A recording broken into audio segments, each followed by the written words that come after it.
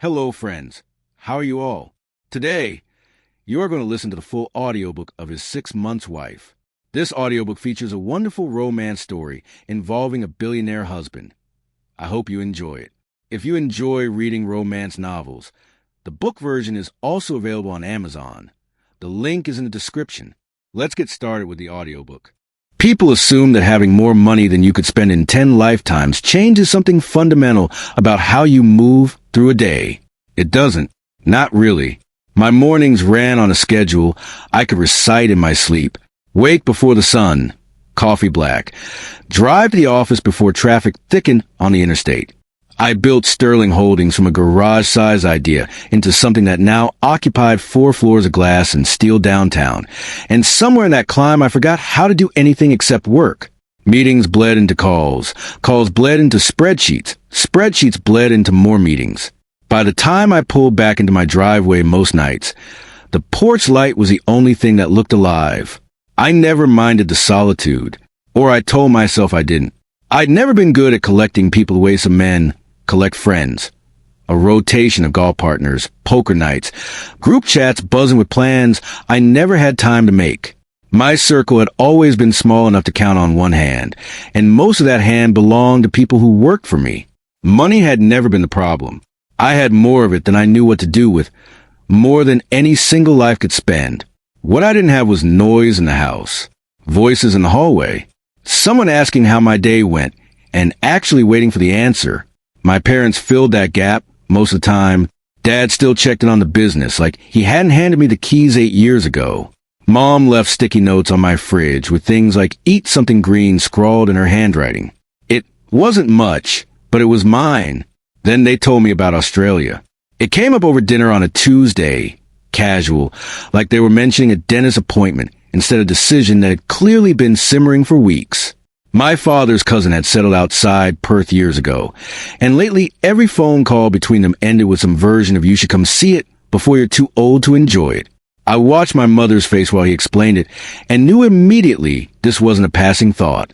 Her eyes had that particular brightness reserved for things she wanted badly, and was trying not to want to, obviously.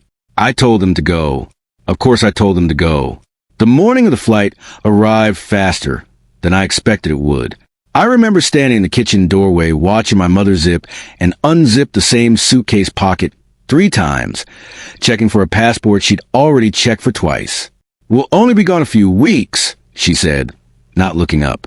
"Maybe a month. We'll call every day." "I know, Mom. The house will be fine. Sophia comes in the mornings and evenings. She'll cook, keep things clean. You just have to remember to actually eat what she makes instead of skipping meals for conference calls." "I know, Mom," I said again, because there wasn't anything else worth saying, and because if I let myself think too hard about the house being empty, I'd start acting like it mattered more than it should. I loaded their bags into the trunk myself. Didn't let the driver touch them. There was something about doing it with my own hands that felt necessary, though I couldn't have told you why at the time. The drive to the airport was quiet in a way that wasn't uncomfortable. My father dozed against the window, somewhere past the second exit.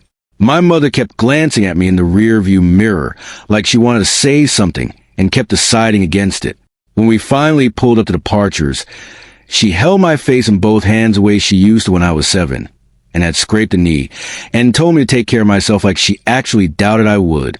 I watched them disappear through the sliding doors before I let myself walk back to the car. The house could wait. I wasn't ready to go back to it yet. Not with the sound of their voices still fresh enough that the silence waiting for me at home would feel too much like an accusation. So I took the long way back, the route that curved past a little coffee shop on the corner of 5th, the one with the crooked wooden sign and windows that always fogged up in the mornings. I'd been going there for years, since before the company had a name, back when a $5 coffee felt like a splurge instead of something I didn't even glance at the price of anymore. Some habits outlast the reasons you started them. The morning had turned out clear, the kind of sky that made you forget how much you'd been working. I ordered my usual, black, no sugar. The barista knew it before I finished saying my name, and took the small corner table by the window, because it was the one least likely to have anyone try to make conversation. I don't know exactly when I noticed her. Maybe it was the stillness. Everyone else in that coffee shop moved, stirring sugar, scrolling phones, laughing too loud at something on a screen. She wasn't moving at all. She sat 2 tables away with both hands wrapped around a cup that had probably gone cold an hour ago, staring at nothing. And even from that distance, I could see her shoulders shaking in small, controlled bursts, like she was trying very hard not to be seen crying and failing at it anyway. I looked away first. That was a polite thing to do. Strangers don't owe each other their grief, and I was in the business of collecting other people's pain. But something made me look back. Maybe it was the way she pressed the heel of her hand under one eye, fast, like she was ashamed of the tears instead of hurt by whatever had caused them. Maybe it was that nobody else in that shop had noticed, or if they had, nobody cared enough to do anything about it. I've never been able to leave a crying person alone. It's a stupid habit. Probably, I've been told more than once that I can't fix everyone, that some things just need to run their course. But sitting there with my coffee going lukewarm in my hand, watching a stranger fall apart quietly in the corner of the shop that smelled like cinnamon and burnt espresso, I found myself doing the math on how many steps it would take to reach her table. I told myself I'd just check if she was okay. Nothing more than that. I had no idea, sitting there working up the nerve to cross 5 feet of tile floor, that I was about to walk directly into the one thing my carefully organized, thoroughly scheduled life had never made room for. I finished my coffee in one last swallow that had gone cold somewhere in the middle of my hesitation, set the cup down harder than I meant to, and stood before I could talk myself out of it. 5 feet. That was all it took to cross from my table to hers. And somehow it felt longer than any distance I'd walked in years. "Hi," I said, and immediately felt like an idiot for how simple it sounded against whatever she was carrying. "Sorry, I don't mean to intrude." She flinched at my voice, quick and small, like she'd been caught doing something she shouldn't have. Her hand came up fast, dragging across her cheek in one rough motion, trying to erase the last few minutes before I could witness them. "I'm fine," she said. The words came out too fast, too rehearsed, the kind of automatic response people give when they said it so many times it no longer means anything. "You don't have to be fine," I said, pulling out the chair across from her without quite asking permission. "You just have to not cry alone in a coffee shop, because that's a special kind of miserable, and I've been there." That got something out of her. Not quite a laugh. More like the ghost of one, gone before it fully formed.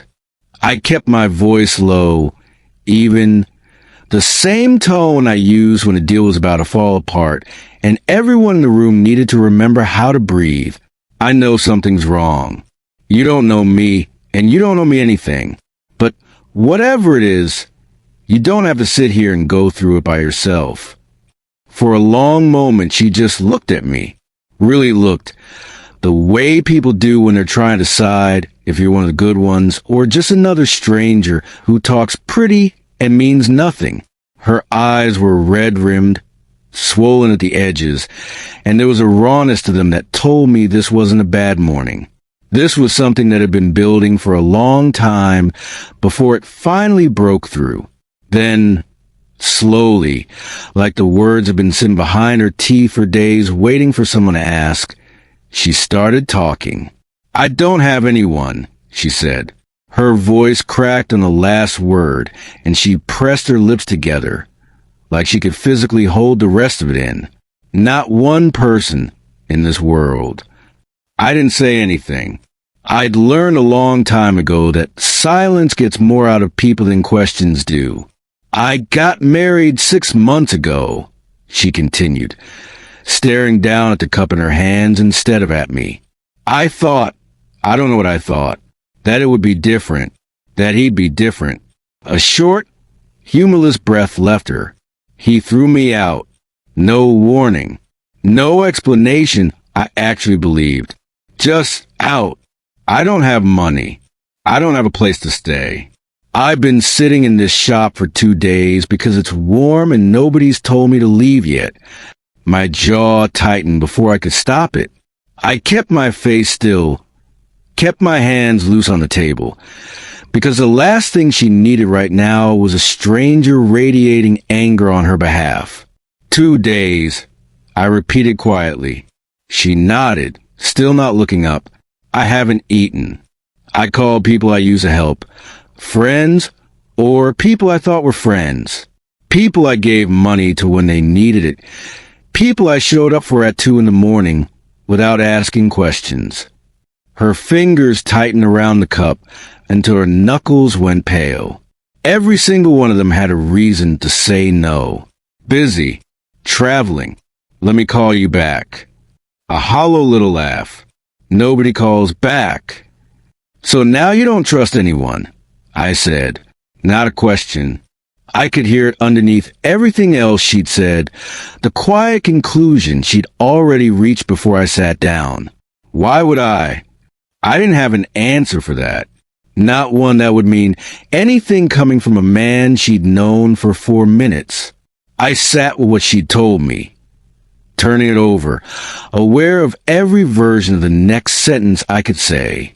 Part of me, the part that had been raised by a mother who couldn't walk past a stray dog without feeding it, wanted to offer her a place to stay right there, no conditions, no thinking it through. My house was empty. My parents were gone for weeks. There was more room in that house than any one person needed. And somewhere close by was a woman who hadn't eaten in 2 days and had nowhere to go. But I stopped myself. We were strangers. Whatever kindness I meant by the offer, she had no reason to receive it that way. A man she'd just met, offering his home, after everyone she trusted had already turned their back on her. I could see exactly how that would sound from where she was sitting, like one more person angling for something. So I held the words back, turned them over once more, weighed them against the look still lingering in her eyes. And when I finally opened my mouth, it wasn't the offer I'd been about to make. Look, I said instead, before we talk about any of that, when's the last time you actually ate? Not everyone is the same, I said. Once she finally admitted she couldn't remember her last real meal. I know that's easy for me to say. It doesn't cost me anything to say it. But sometimes the person who ends up mattering most is a complete stranger, somebody you never plan on trusting. You don't find that out unless you let someone prove it one way or the other. She didn't answer right away. She just studied me the way you study a locked door you weren't sure you wanted to open. Like she was checking hinges for rust, looking for a place where it might give. Come on, I said, standing before she could talk herself further into that silence. One more coffee. My treat. I know I already had one, but you look like you could use a few minutes before you have to decide anything.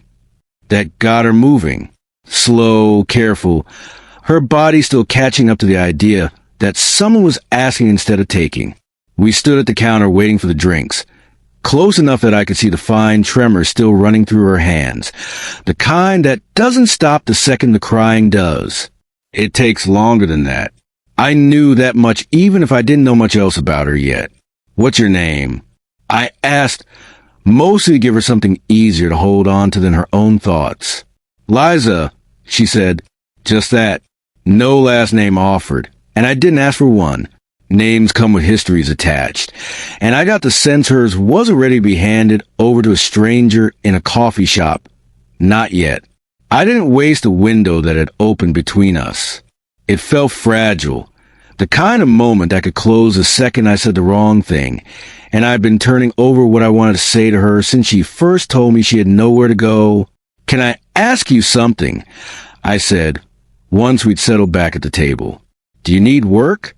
Her eyes lifted to mine, wary, waiting for the catch she was sure was coming. I run a company, I said. There's a housekeeping position open. Nothing complicated. Nothing you haven't done before, I'd guess. You'd have a place to stay, meals covered, and I'd make sure you're paid properly and on time. No games. No conditions beyond doing the work. She went quiet again, but it was a different kind of quiet than before. This was the sound of someone running every possible trap through her head, checking each angle for the one she hadn't spotted yet. I let her take her time with it. Rushing her would have only confirmed whatever fear was already sitting behind her eyes. I understood the hesitation better than she probably realized. A man offering a job, a room, food, all inside 20 minutes of meeting her. I've been suspicious too, in her position. Maybe more than suspicious. So I kept talking. Careful with the words now. Try to close the distance between what I meant and what it likely sounded like from where she was sitting. You're clearly someone people notice, I said, and stopped myself before I said more than I should. I chose the rest more carefully. I guess you had plenty of men say things to you just to get something back. This isn't that. Whoever put you out on the street with nothing, that's on him, not on you. And I'm not asking you to trust me blindly. I'm asking if you want the job. That's the whole offer. Something in her shoulders eased, just slightly, like she'd braced for a different sentence, and I hadn't said it. You'd have to be up early, I added, softer now. Mornings are negotiable in my world. Otherwise, it's straightforward. She looked down at the table for a long moment. I watched her turn the cup in slow half circles, watched the war happening behind her face. Pride against hunger, fear against exhaustion, the last scraps of independence going up against 2 days of sitting alone in a coffee shop with nowhere else to be. Then quietly, she said yes. I didn't smile, didn't make a thing of it. I just nodded like it was settled, because I understood that for her this wasn't a small decision. It was a door she was walking through blind, trusting a stranger's word over the wreckage of everyone else who'd let her down. I called Sophia before we'd even finished our coffee, told her to set an extra plate for dinner. She didn't ask questions, which was one of the things I appreciated most about her. She'd worked for my family long enough to know when a question wasn't wanted. By the time we left the shop, the light outside had shifted, that late afternoon gold sliding slowly toward evening. I didn't push Liza for more of her story on the drive back. Didn't ask what her husband had done exactly or why, or how bad it had really gotten before he put her out. Some things people hand you when they're ready, not when you ask for them. She sat with her forehead nearly against the window the whole ride, watching the city go by like she was trying to memorize an escape route, just in case. I didn't blame her for that either. The house came into view past the gate, warm light spilling out from the windows into the dusk, and the smell of dinner reached us before we'd even parked. Garlic. Something roasting slow, the kind of smell that makes a house feel occupied even when it usually isn't. I saw Liza's eyes cut sideways at the size of the place as we pulled up the drive. Saw her go very still, and I understood exactly what she was thinking. This wasn't housekeeping money. This was something bigger than she'd bargained for, and now she was standing at the edge of it, wondering what she'd just agreed to. It's not as complicated as it looks. I told her, killing the engine. Big house, small life. Most days it's just me. She didn't answer that. Just followed me up the front steps, her arms wrapped around herself like she was cold, though the evening was warm enough. Sophia had dinner ready by the time we walked in. Some kind of roasted chicken, rice, vegetables that actually looked like someone had cared about the seasoning. We ate together at the kitchen table, mostly in silence, though it was an uncomfortable kind. Liza ate slowly at first, careful, like her body had forgotten how food was supposed to work after 2 days without it, and then faster, like hunger finally won out over whatever pride had been holding her back. I didn't say anything about it, just refilled her glass once, quietly, and let her eat. Sophia left for the night not long after, the front door clicking shut behind her, and the house settled into that particular quiet that comes once the last other person's gone home, and it's just two strangers left standing in a kitchen that suddenly feels too large for the silence it's holding. I showed Liza to one of the guest rooms down the hall. Clean sheets, warm lighting, a lock on the inside of the door if she wanted the reassurance of it. Get some rest. I told her, standing in the doorway a beat longer than I probably should have. We leave for the office early. If you need anything tonight, my room's just down the hall. She thanked me, quiet, still guarded, arms still wrapped around herself like armor. But there was something different underneath her voice now. Not trust. Not yet. That would take longer than one dinner and one job offer to earn. But the first thin edge of something close to it. A door left open a crack instead of bolted shut. I closed her door behind me and stood in the hallway a moment longer than necessary, listening to a house that hadn't sounded this full, this occupied, this alive, in longer than I wanted to admit. I was in my study going through emails that could have waited until morning when I heard her voice carried down the hallway. "Can you come here for a second?" I set the laptop aside and walked toward the guest room, not sure what to expect. When I stepped inside, Liza was standing near the closet, arms crossed over herself in that same protective way she'd held them since the coffee shop, like she was perpetually bracing for something. "I haven't showered in 2 days," she said, not quite meeting my eyes. "I'd like to, but I don't have anything else to change into after." It hadn't occurred to me until that exact second. She'd walked out of whatever house she'd shared with her husband with nothing. No bag, no spare clothes, nothing but what she'd been wearing when he shut the door on her. "Go ahead and shower," I said. "I'll figure something out." I went downstairs and dug through a hall closet where my mother kept spare linens, found a large clean towel and a robe she never used, and left them folded outside the guest room door before retreating back to my study. I didn't have women's clothes in the house. No sister, no steady presence of that kind in years, and I wasn't about to make her feel worse about her situation than she already did. 20 minutes later, I heard the bathroom door open. I looked up from my desk out of habit and saw her cross the hallway in the towel, hair dripping, skin still flushed from the hot water. She caught me looking, and neither of us said anything about it. I looked back down at my screen, gave her the privacy of pretending I hadn't seen. A few minutes later, I knocked lightly on her door to check if she'd found the robe. "I'm sorry," I said through the gap in the door. "I don't have anything else here. No women's clothes in the house." "It's fine," she said, and there was something almost wry in her voice, the first flicker of personality I'd heard from her since the coffee shop. "It's late anyway. Nobody wears full clothes to sleep." "All right," I said, feeling the edge of something I didn't examine too closely. "Get some rest. I'll be in the room down the hall if you need anything." "Okay," she said. "Good night." "Good night, Liza." I went to my own room, lay in the dark for a long while listening to the house settle around me, the particular creak of old wood cooling after a warm day, and eventually I slept.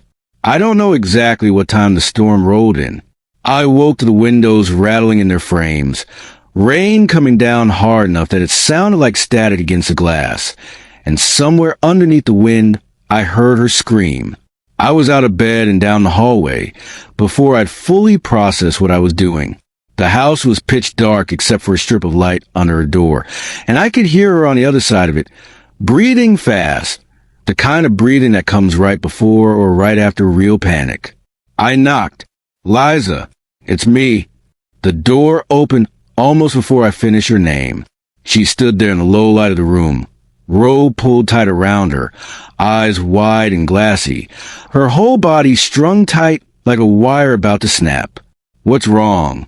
I asked, keeping my voice low, steady, the same tone I used when a room full of investors started to panic, and needed someone in it who sounded like nothing was actually falling apart. "What happened?" "I don't like storms," she said, and her voice cracked on the last word, thin and small in a way that didn't match the confidence I started to sense underneath her fear back at the coffee shop. I can't sleep through them." I left the light on. I didn't think it would be this bad. Outside, thunder rolled through the walls and rattled the window in its frame, and she flinched so hard her shoulder hit the door frame. "Hey!" I said, stepping closer without quite crossing into the room. "You're okay. I'm here now. Nothing's going to happen to you." She looked up at me, And for a second, neither of us said anything, the storm doing all the talking outside while we stood there in the doorway working out what came next. "Will you stay?" she asked. Quiet, almost like she regretted the question the second it left her mouth. "I don't want to be alone in here. Just until it passes." I hesitated. There was a version of this moment where I said no, told her I'd leave the hallway light on, told her to knock if she needed anything. It would have been the careful thing to do, the appropriate thing, given how little time had passed since we'd met. But she was still shaking, and the thunder cracked again, closer this time, and I found myself saying, "Yeah, okay." She reached over and clicked off the lamp before I'd even stepped fully into the room, like she needed the dark to make the next part easier, and then her hand found mine in the near black, fingers cold and still trembling slightly, and she led me toward the bed without a word. I didn't ask questions. I didn't overthink it the way I probably should have. I just let her pull me down beside her, felt her curling against the storm instead of against me, close enough that I could hear every breath settle slowly from panic into something quieter. Neither of us said much after that. The rain kept coming. The wind kept testing the windows, and somewhere in the dark between one gust and the next, the space between two strangers started closing in ways neither of us was ready to name yet. What happened the rest of that night is something I'll get to, but some things deserve their own space to be told properly, and this was one of them. We'd settled into bed at what felt like a respectful distance, or as respectful as a distance can be between two people sharing the same mattress for the first time. I stayed close to my edge, back nearly against the nightstand, and I could feel her doing the same on the opposite side. A careful no-man's land of blanket and shadows stretched between us like an agreement. Neither of us had spoken out loud, but both understood. I lay there staring at a ceiling I couldn't actually see in the dark, running numbers that had nothing to do with the company for once. This was insane. That was the plain word for it. The one I kept circling back to no matter how I tried to dress it up as something reasonable. I'd met this woman 14 hours ago. I didn't know her last name. I didn't know what she did before whatever life she had fell apart. Didn't know if she had a sister somewhere, a mother, anyone who was worried sick, and didn't know where to look for her. All I knew was that she cried in a way that made something in my chest go tight, and that I hadn't been able to walk past that. And now she was 3 feet away from me in the dark, breathing slow and even trusting me with something a smarter man would have hesitated to hand over after 14 years, let alone 14 hours. I thought about my father, the way he used to say that character shows up fastest in the moments nobody's grading you for it. I wonder what he'd say if he knew his son had brought a stranger home from a coffee shop and put her in the guest room the same day he dropped his own parents at the airport. Probably nothing. Probably he'd just look at me the way he did when I was 23 and dropped out of the safe path everyone had picked out for me to go build something of my own. Not approving, not disapproving, just watching to see what I'd do with the risk I'd taken. I made myself a quiet promise, lying there in the dark listening to her breathe. Whatever this turned into, whatever it cost me, I wasn't going to be one more person who let her down. I'd made a decision in that coffee shop without fully understanding what I was agreeing to, and now, lying next to the consequence of that decision, I found I didn't regret it. I just didn't know yet what it was going to ask of me. The silence between us wasn't empty, though. It had a texture to it, a kind of charged stillness that made the ordinary sounds of the house, the settle of old wood, the distant tick of the hallway clock, feel louder than they had any right to be. I could hear the fabric shift every time she moved, could track without meaning to the small adjustments she made trying to get comfortable in a bed that wasn't hers, in a house that wasn't hers, next to a man she had every reason not to trust, yet somehow had chosen to anyway. I wondered if she was doing the same math I was. I wondered if underneath her own silence she was running through every reason this was a terrible idea, every red flag she should have noticed and didn't, every friend who would have told her to run the other direction if she'd had a single friend left to call. I didn't ask.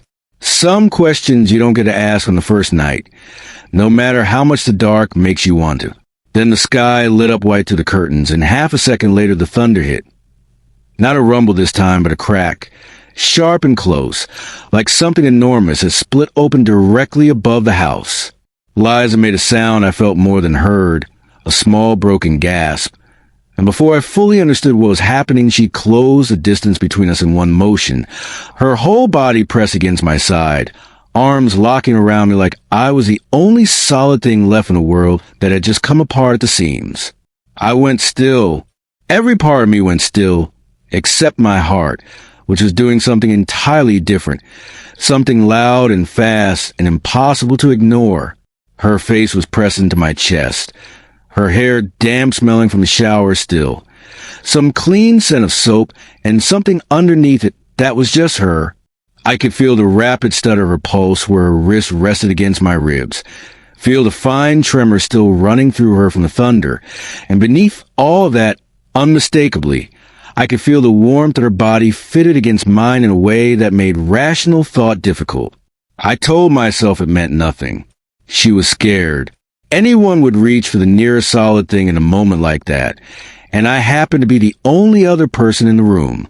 That was all this was. Comfort, proximity, the animal instinct to hold on to something warm when the sky is falling apart outside your window. But my breathing wasn't listening to that explanation. It had picked up on its own, shallow and quick, and I was suddenly aware of every point where her body touched mine, aware of my own hand finding its way to her back without any conscious decision on my part, resting there, not pulling her closer, not pushing her away. Just anchoring her the way you'd anchor anything that was shaking. "You're okay," I said low, my voice rougher than I meant to come out. "It's just thunder. It can't get you in here." She didn't answer with words. She just tilted her face up slightly, enough that I could see her eyes catching what little light came through the curtains, and there was something in that look that wasn't fear anymore, or was fear. But it had changed shape into something else entirely, something that made the air between us feel thinner than it had a second ago.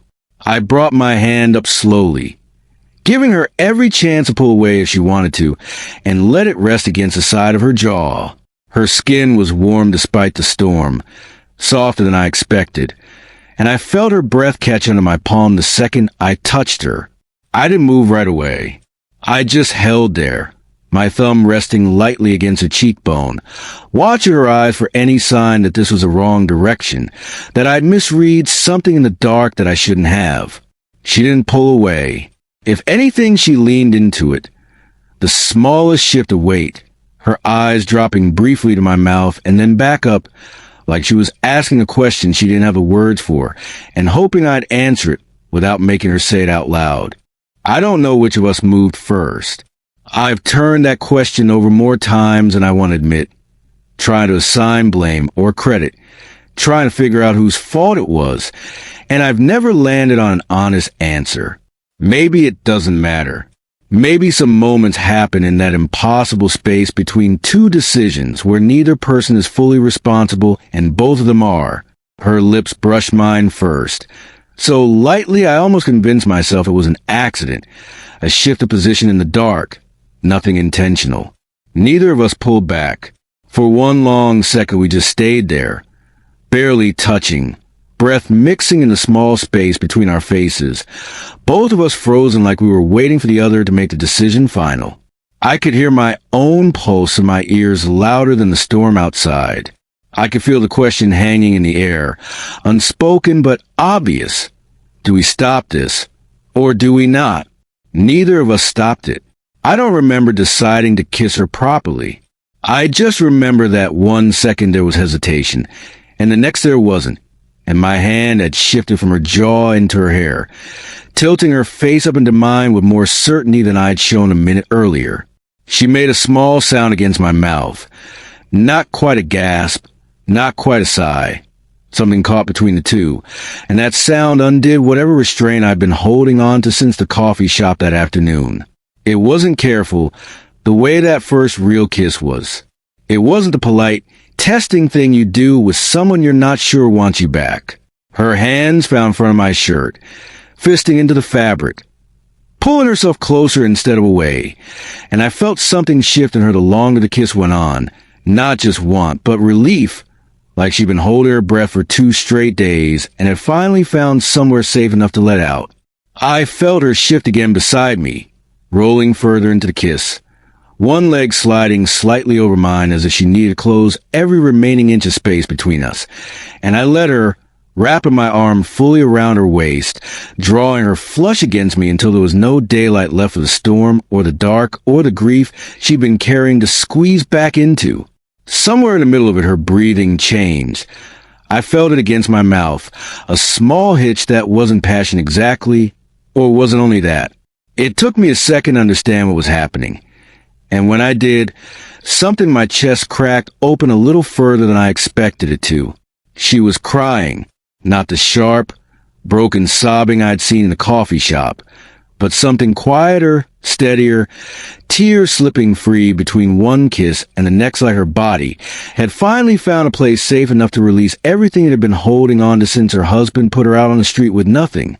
I didn't stop kissing her. I didn't pull back and ask if she was all right. Didn't make it into a moment that needed fixing. I just gentled the kiss instead, slowed it, let it become something softer, something that held space for whatever she needed to let go of instead of chasing more from her than she had to give. My thumb brushed once along her cheekbone, catching a tear before it could fall further, and she made a small sound against my mouth that might have been a laugh or might have been another kind of release entirely. And I understood in that moment that this wasn't just about attraction, not for either of us. This was 2 people who'd both been running on empty in different ways, finding something neither of us had been looking for in a house that had been too quiet for far too long. We kissed like that for a long time, slow in some moments, deeper in others, punctuated by small pauses where we break apart just far enough to breathe, foreheads touching, both of us searching the other's face for some sign that this was too much, too fast, a mistake in the making. Neither of us found that sign. Or, if we did, neither of us cared enough in that moment to listen to it. At some point the thunder moved on, the storm rolling further out over the hills, the rain softening from a roar to something closer to a whisper against the glass. Neither of us moved to end what was happening between us just because the reason for it had passed. It had stopped being about the storm somewhere in the middle of that first real kiss, and both of us knew it. We didn't go further than that.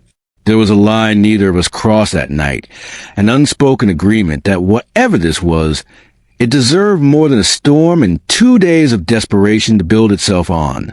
Eventually the kissing slowed into something softer, quieter, her head settling against my chest, my hand moving in slow absent circles against her back and to her breathing even out into sleep. I lay awake a long while after that, staring at the ceiling, feeling the weight of her against me, trying to make sense of how fast the ground had shifted under a life I'd had completely mapped out that morning. I'd left the house intending to drop my parents at the airport and come home to an empty house and a quiet evening. Instead, I was lying in the dark with a stranger asleep in my arms, her heartbeat slowing against my ribs, and something in my chest that felt dangerously close to hope. I didn't sleep for a long while. I just lay there, running my hands slowly along her back, thinking about how a person's whole life can pivot in the space of a single ordinary afternoon, and how little warning you get before it happens.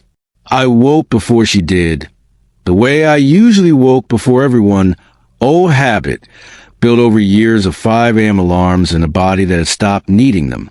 Gray morning light was pushing through the curtains, the storm long gone, the world outside washed clean and quiet in the way it always is after a hard rain. Liza was still curled against me, one hand loosely fisted in front of my shirt, like she'd held on even in her sleep. I stayed still for a while, not wanting to wake her, using the quiet to think through everything I hadn't let myself think through the night before. She had nothing, not a change of clothes, not a bag, not so much as a toothbrush that was hers. I'd noticed it the evening before and let it go, too caught up in getting her fed, and settled to solve every problem in one night. But lying there in the gray early light, I couldn't stop thinking about how she was going to walk into an office in the same wrinkled clothes she'd been wearing for 2 straight days, how she'd already had enough taken from her, without adding one more small, avoidable humiliation on top of it. I eased myself out from under her arm slowly, careful with every inch of movement, and she stirred but didn't wake, just shifted deeper into the pillow, one hand searching briefly for the warmth I'd left behind before settling again. Downstairs, I sat at the kitchen table with my phone and pulled up the first clothing site that came to mind, and then found myself sitting there longer than I expected, more careful with the choices than I usually was with anything that cost this little money. I skipped past addresses almost immediately. Something about the idea felt wrong, like I'd be dressing her for an idea of her, instead of for the actual woman upstairs who'd spent 2 days sleeping rough and crying into a coffee she couldn't afford to keep ordering. A dress said delicate. It said an event, a performance, something for someone else to look at. She didn't need that. She needed to be able to move, to work, to not think twice about what she was wearing while she figured out the rest of her life. Jeans made more sense. Something sturdy, comfortable, the kind of thing you could work a full day in without worrying about it. I picked a soft charcoal gray pair first, then added a second in a deep indigo, both mid-rise, nothing that would draw attention or make her feel like she was on display in a house she barely knew. For tops, I chose plain colors, a cream, a muted sage green, a simple black, cotton blends, nothing stiff or scratchy against the skin, nothing that needed special washing or careful handling. I thought about the 2 days she'd already spent with nothing, and added a soft set of sleepwear too, something plain and warm.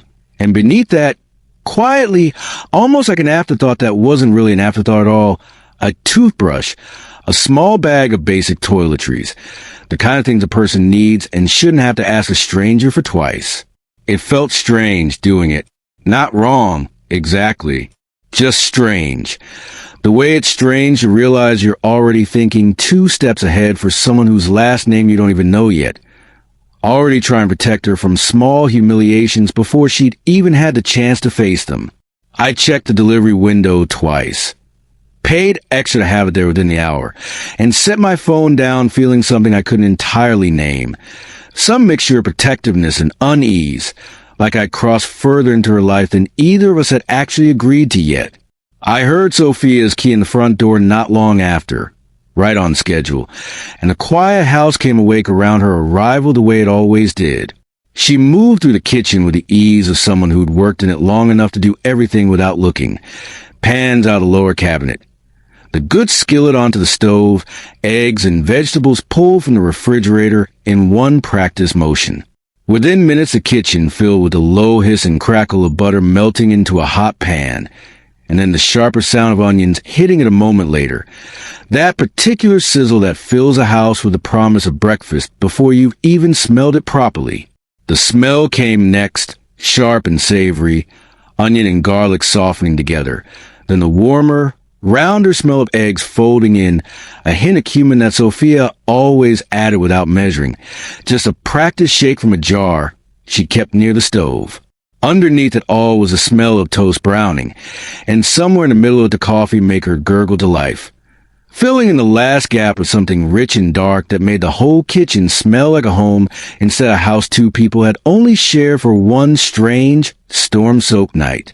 Liza came downstairs not long after, hair still damp at the ends from a quick shower, wearing the sage green top and the charcoal jeans I'd left outside her door, and I watched her pause in the doorway when she saw Sophia at the stove, some flicker of uncertainty cross in her face about how to explain herself, who she was, what she was doing standing in this kitchen in clothes that weren't hers a day before. Sophia didn't make it complicated. She just glanced up, offered a small, easy smile, and said, "Sit, sit. Breakfast is almost ready." Like Liza had always been someone who ate at this table. Like there was nothing at all unusual about a stranger appearing in the kitchen the morning after a storm. You didn't have to do that. Liza said to me quietly, once she'd taken a seat, glancing down at the clothes and then back up at me, And even through the careful neutrality in her voice, I could see it. The surprise, the disbelief that someone had thought of something so small and unnecessary, and done it anyway without being asked twice. "You can't walk into an office in yesterday's clothes," I said, keeping my tone light casual, like it wasn't a big deal, even though something about the way she was looking at me made it feel like one. Figure it was easier to just handle it. She didn't say anything else about it, but I watched her face while Sophia set a plate in front of her, eggs folded soft around sautéed peppers and onion, toast cut on the diagonal the way Sophia always did it, a small dish of fruit on the side that hadn't been asked for but appeared anyway, because that was simply how Sophia ran a kitchen. I watched the small, private smile Liza didn't seem to realize she was wearing as she ate, watched the way her shoulders had come down from where they'd been sitting near her ears since the coffee shop. I could read the thought running underneath her expression, as clear as if she'd said it out loud. This is what care looks like. This is what it feels like when someone actually pays attention. And beneath that, something more cautious, more disbelieving. The quiet, hopeful math of a woman who'd been let down by everyone she used to trust, trying to figure out if the stranger might turn out to be different, and whether she dared to let herself believe it before she had real proof. We sat together at the table, the three of us falling into an easy rhythm that felt strange for how new it all still was. Sophia refilling the coffee without being asked, throwing out small comments about the storm the night before, asking if the thunder had kept either of us up, unaware of exactly how much it had and in what way. Liza answered carefully, vaguely, and caught my eye once across the table with the smallest flicker of something shared between us. Not quite a secret, not quite a joke, just a private understanding of two people who knew something the third person in the room didn't. By the time the tiffins were packed and ready, the morning light had turned gold through the kitchen windows, and Liza sat across from me finishing her coffee, calmer than I'd seen her since the moment I first spotted her crying in that shop 2 days into a nightmare she hadn't asked for. Neither of us mentioned the night before, not directly. Neither of us needed to.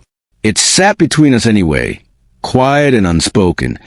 The first real thread pulling two strangers a little closer than either of us had planned on becoming, humming underneath every ordinary word we said across a kitchen table that, until yesterday, had never once had to hold this much.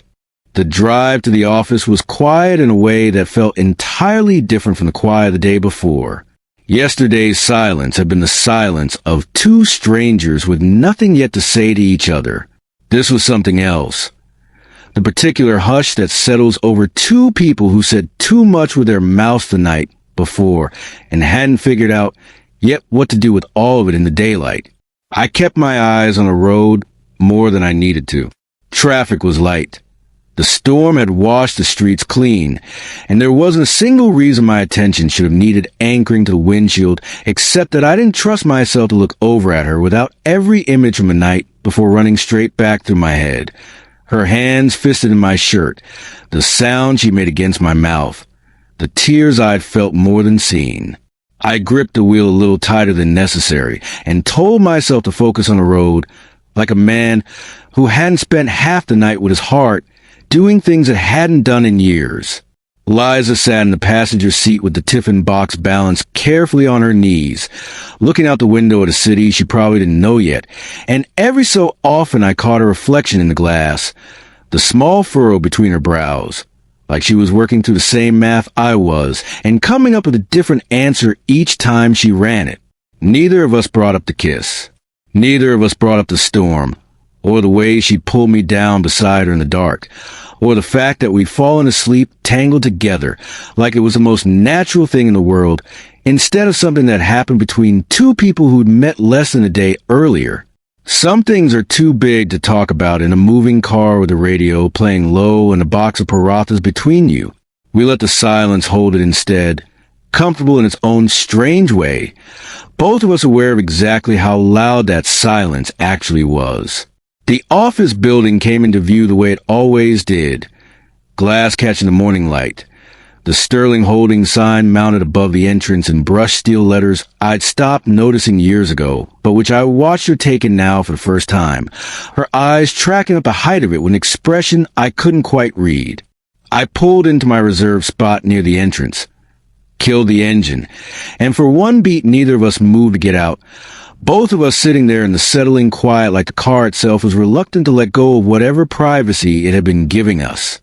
Walking in together, I became aware of something I hadn't fully accounted for the night before when I offered her the job. I stand a solid 6 feet, and next to me she barely cleared 5.5, and in the jeans and sage green top I'd picked out that morning, she looked nothing like a woman about to start a cleaning shift. She looked like she belonged on my arm at a dinner function, not pushing a mop through the second-floor break room. I noticed the fit of the jeans I'd chosen without thinking too hard about it. Noticed the way the top skimmed her waist, and felt something uncomfortable twist low in my stomach that had nothing to do with regret over clothes and everything to do with the sudden, sharp awareness of exactly how many people worked in this building and exactly how many of them had eyes. We walked the main floor together, my hand hovering near the small of her back out of habit more than intention, guiding her past the reception desk toward the elevator bank, while I gave her the kind of tour I usually reserve for new hires: the break rooms, the supply closets, the schedule board near the E stairwell. It didn't take long before I noticed it. The way conversations dipped low as we passed. The way heads turned, not rudely, but with that particular curiosity reserved for anything unusual in an otherwise predictable routine.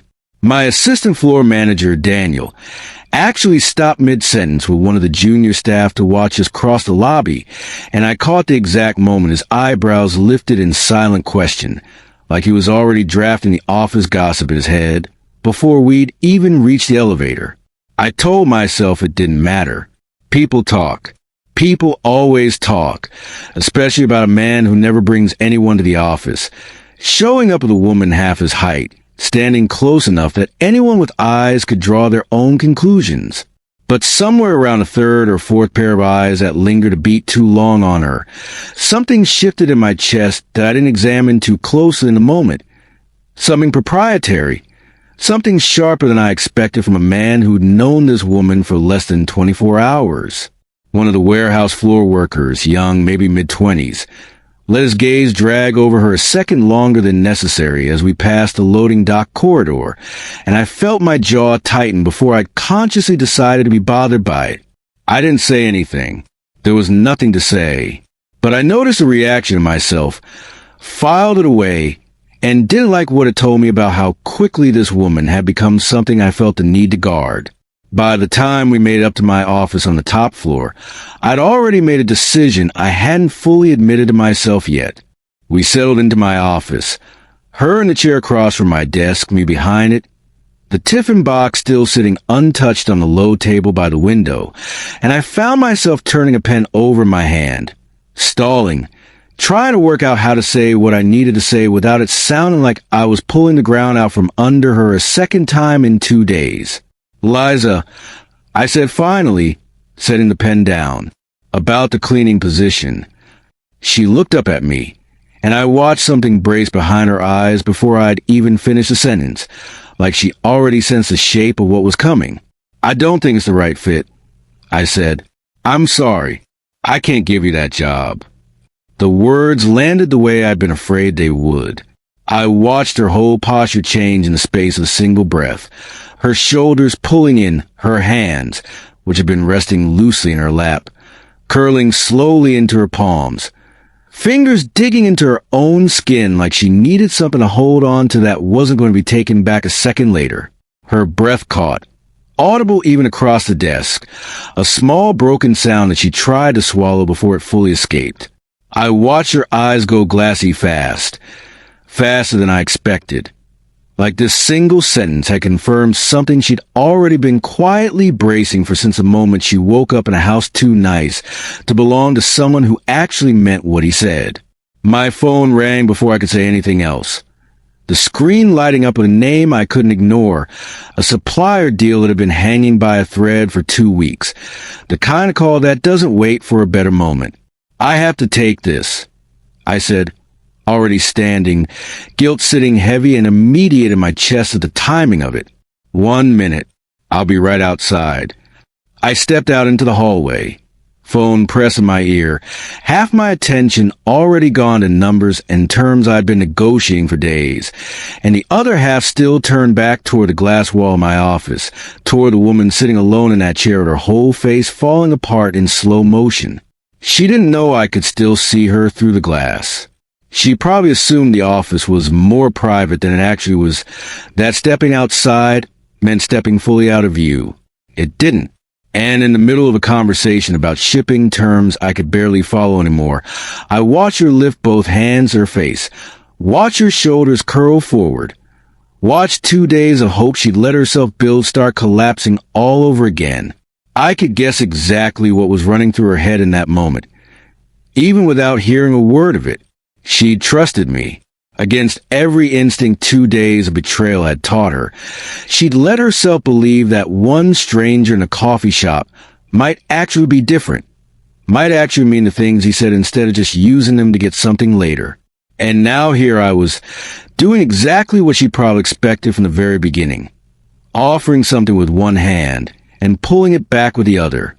I could see the conclusion forming behind her eyes as clearly as if she'd said out loud, "Rich men don't help people. Rich men use people, and then they walk away the second it's inconvenient." And she'd been a fool to think even for one night that this house, this bed, this kindness meant anything real. She'd trusted her friends once, and they hadn't answered her calls. She'd trusted a husband once, and he'd thrown her out with nothing. And now she'd trusted a stranger for less than a day, and it looked like that was already falling apart too. The call dragged longer than the minute I promised, the supplier circling the same 3 points without landing on an answer, and the whole time I stood there half present, watching her through the glass, my stomach tightening with every second that passed, without me being able to fix what I'd clearly broken the moment those words left my mouth. When the call finally ended, I lowered the phone and looked back to the glass one more time before walking in. And that's when I caught it. Her lips moving, slow, quiet, not meant for anyone to hear, but close enough to glass that I could read the shape of the words even without sound behind them. Never trust rich people. Something in my chest cracked wide open at that, sharper than I expected, a feeling close to being struck. I watched her lips tremble around the words, watched her blink hard like she was fighting to keep herself together in a room she probably assumed was still private. And it hit me all at once exactly how badly I'd handled this.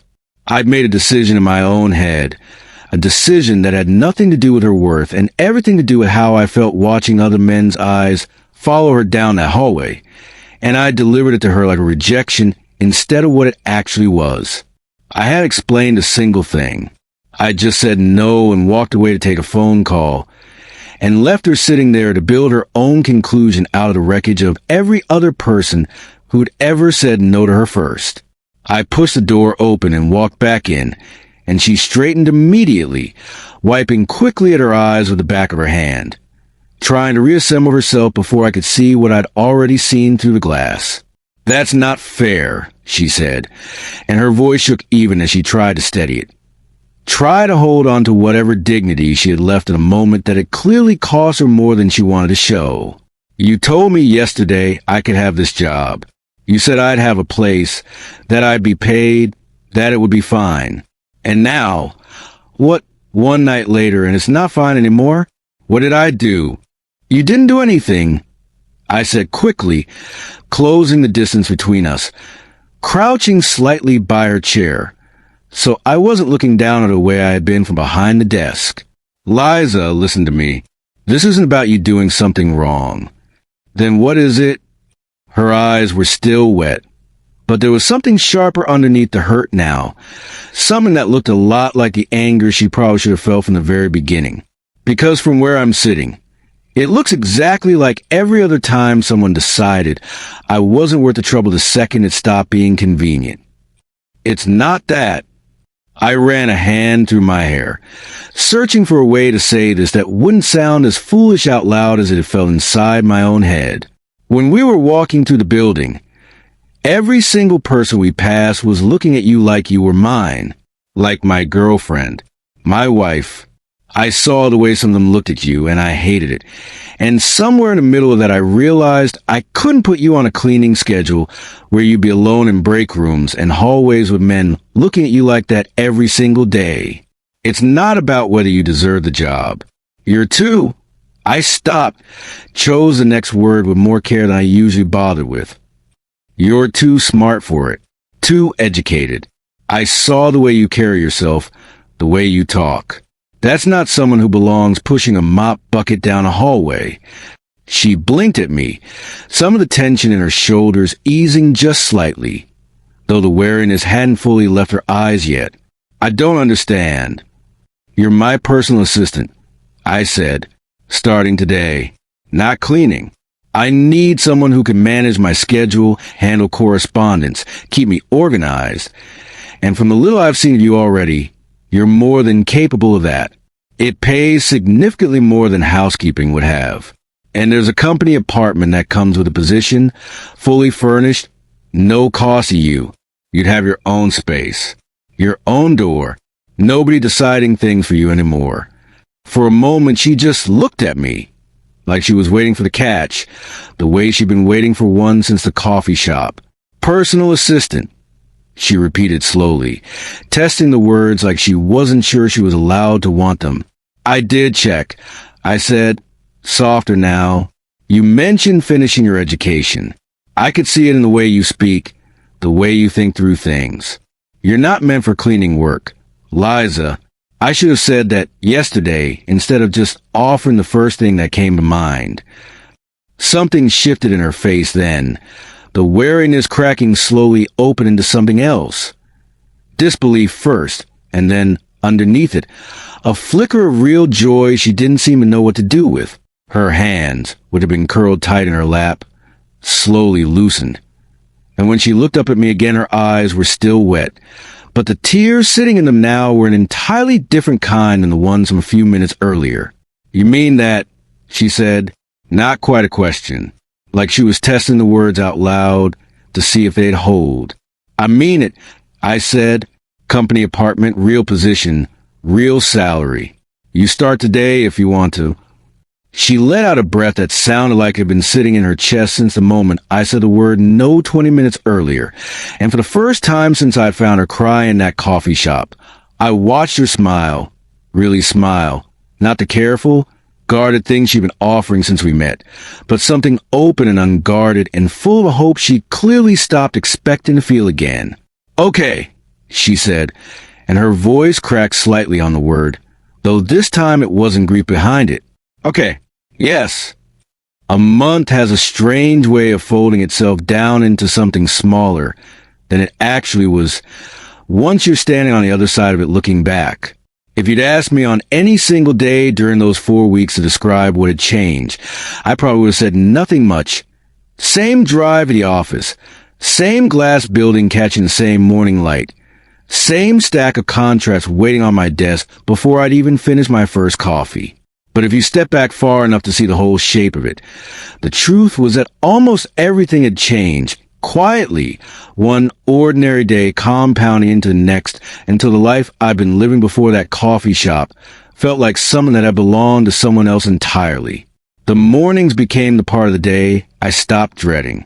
That was the first thing I noticed, though I didn't let myself examine it too closely at the time. I used to wake up, shower, dress, and drive the office running through the day's agenda in my head. The same mechanical routine I'd followed for years without much thought one way or another. Somewhere in that first week after Liza started as my assistant, the routine picked up a new shape without my really deciding it should. I found myself moving a little faster getting ready, not because the meetings had gotten more urgent, but because some part of me was already looking forward to walking into that office and seeing her at the desk just outside my door, headset on, sorting through the morning's calls with a focus that had nothing hesitant left in it anymore. The woman who'd sat across from me in that coffee shop 2 days into a nightmare, hand shaking around a cold cup, was almost impossible to find in the woman who now greeted me every morning with a coffee already made and a schedule already sorted, sharp and composed, and entirely her own person in a way that made something in my chest tighten with a pride I had no real right to feel, given how little time had passed. The evenings were a different story, and I didn't examine those as closely either, not at first. Sophia left every night around 6 after finishing dinner and tidying the kitchen, and once her car pulled out of the drive, the house went quiet in that particular way big houses go quiet when there's only one person left to fill them. I'd eat alone at the kitchen table more often than not, scrolling through emails I didn't need to answer that night. The television running in the other room mostly for the noise of it rather than anything I was actually watching. I'd built that quiet on purpose once years ago. Told myself I preferred it, that too many voices in a house just meant too many people who'd eventually let you down or leave anyway. So better keep the circle small and the silence familiar. But somewhere in that month, the silence stopped feeling like something I'd chosen and started feeling like something I was just enduring until morning. Until the drive back to the office and the sound of her voice down the hallway, laughing at something on a call, or humming under her breath while she filed something into the cabinet by her desk. I watched her more than I probably should have. In those weeks, not in any way that made her uncomfortable, I made sure of that, but in the quiet moments between meetings when I had a reason to walk past her desk and didn't strictly need one, I watched her learn the rhythm of the office fast. Faster than most new hires managed. Watch her figure out which vendors needed a firm hand and which ones just needed patience. Watched her handle an angry supplier on the phone one afternoon with a calm, steady voice that told me everything about the kind of woman she'd been before her husband decided she wasn't worth keeping. I watched her settle into the company apartment too, in the small ways she'd mentioned over the morning coffee, a lamp she'd picked up for the reading corner, a set of curtains she'd finally gotten around to hanging, the quiet satisfaction in her voice when she talked about a space that was fully, completely hers for the first time since everything fell apart. I didn't say much about any of it out loud. I just noticed. I'd gotten good, over that month, at noticing things about her I probably had no business paying that much attention to. By the time her first full month came to a close, I'd stopped pretending to myself that this was purely a professional arrangement I felt nothing personal about. I wasn't ready to name what it actually was yet, not to her, not even fully to myself, but I knew enough to admit that the quiet, lonely evenings I used to consider a fair trade for a well-run life had started to feel less like peace and more like something I was just waiting to end. Her first paycheck came due on a Friday afternoon, and I brought the envelope into the office myself instead of having it processed through the usual channels, because something about handing this one to her the ordinary way felt wrong given everything that had led up to it. "Here," I said, setting it on the desk in front of her, keeping my voice light casual, like it was nothing more than routine. "First month done." She looked down at the envelope for a moment before picking it up, and I watched her fingers move slow and careful across the paper, tracing the edge of it like she was making sure it was real before she let herself open it. When she finally slid open and looked at the number inside, I watched something shift behind her eyes. Not shock exactly, since I'd told her salary up front when I offered her the position, but something closer to disbelief that it had actually happened, that the number on the page was real and hers, and not one more promise that would get pulled back the second it became inconvenient. Her eyes went glassy fast, the same way they had that morning in my office when I'd first told her I couldn't give her the cleaning job, except this time there was nothing but relief behind the tears. No fear left in them at all. She pressed her lips together, blinking hard, holding the envelope against her chest for a second like she needed to feel the weight of it against her body, to fully believe it belonged to her.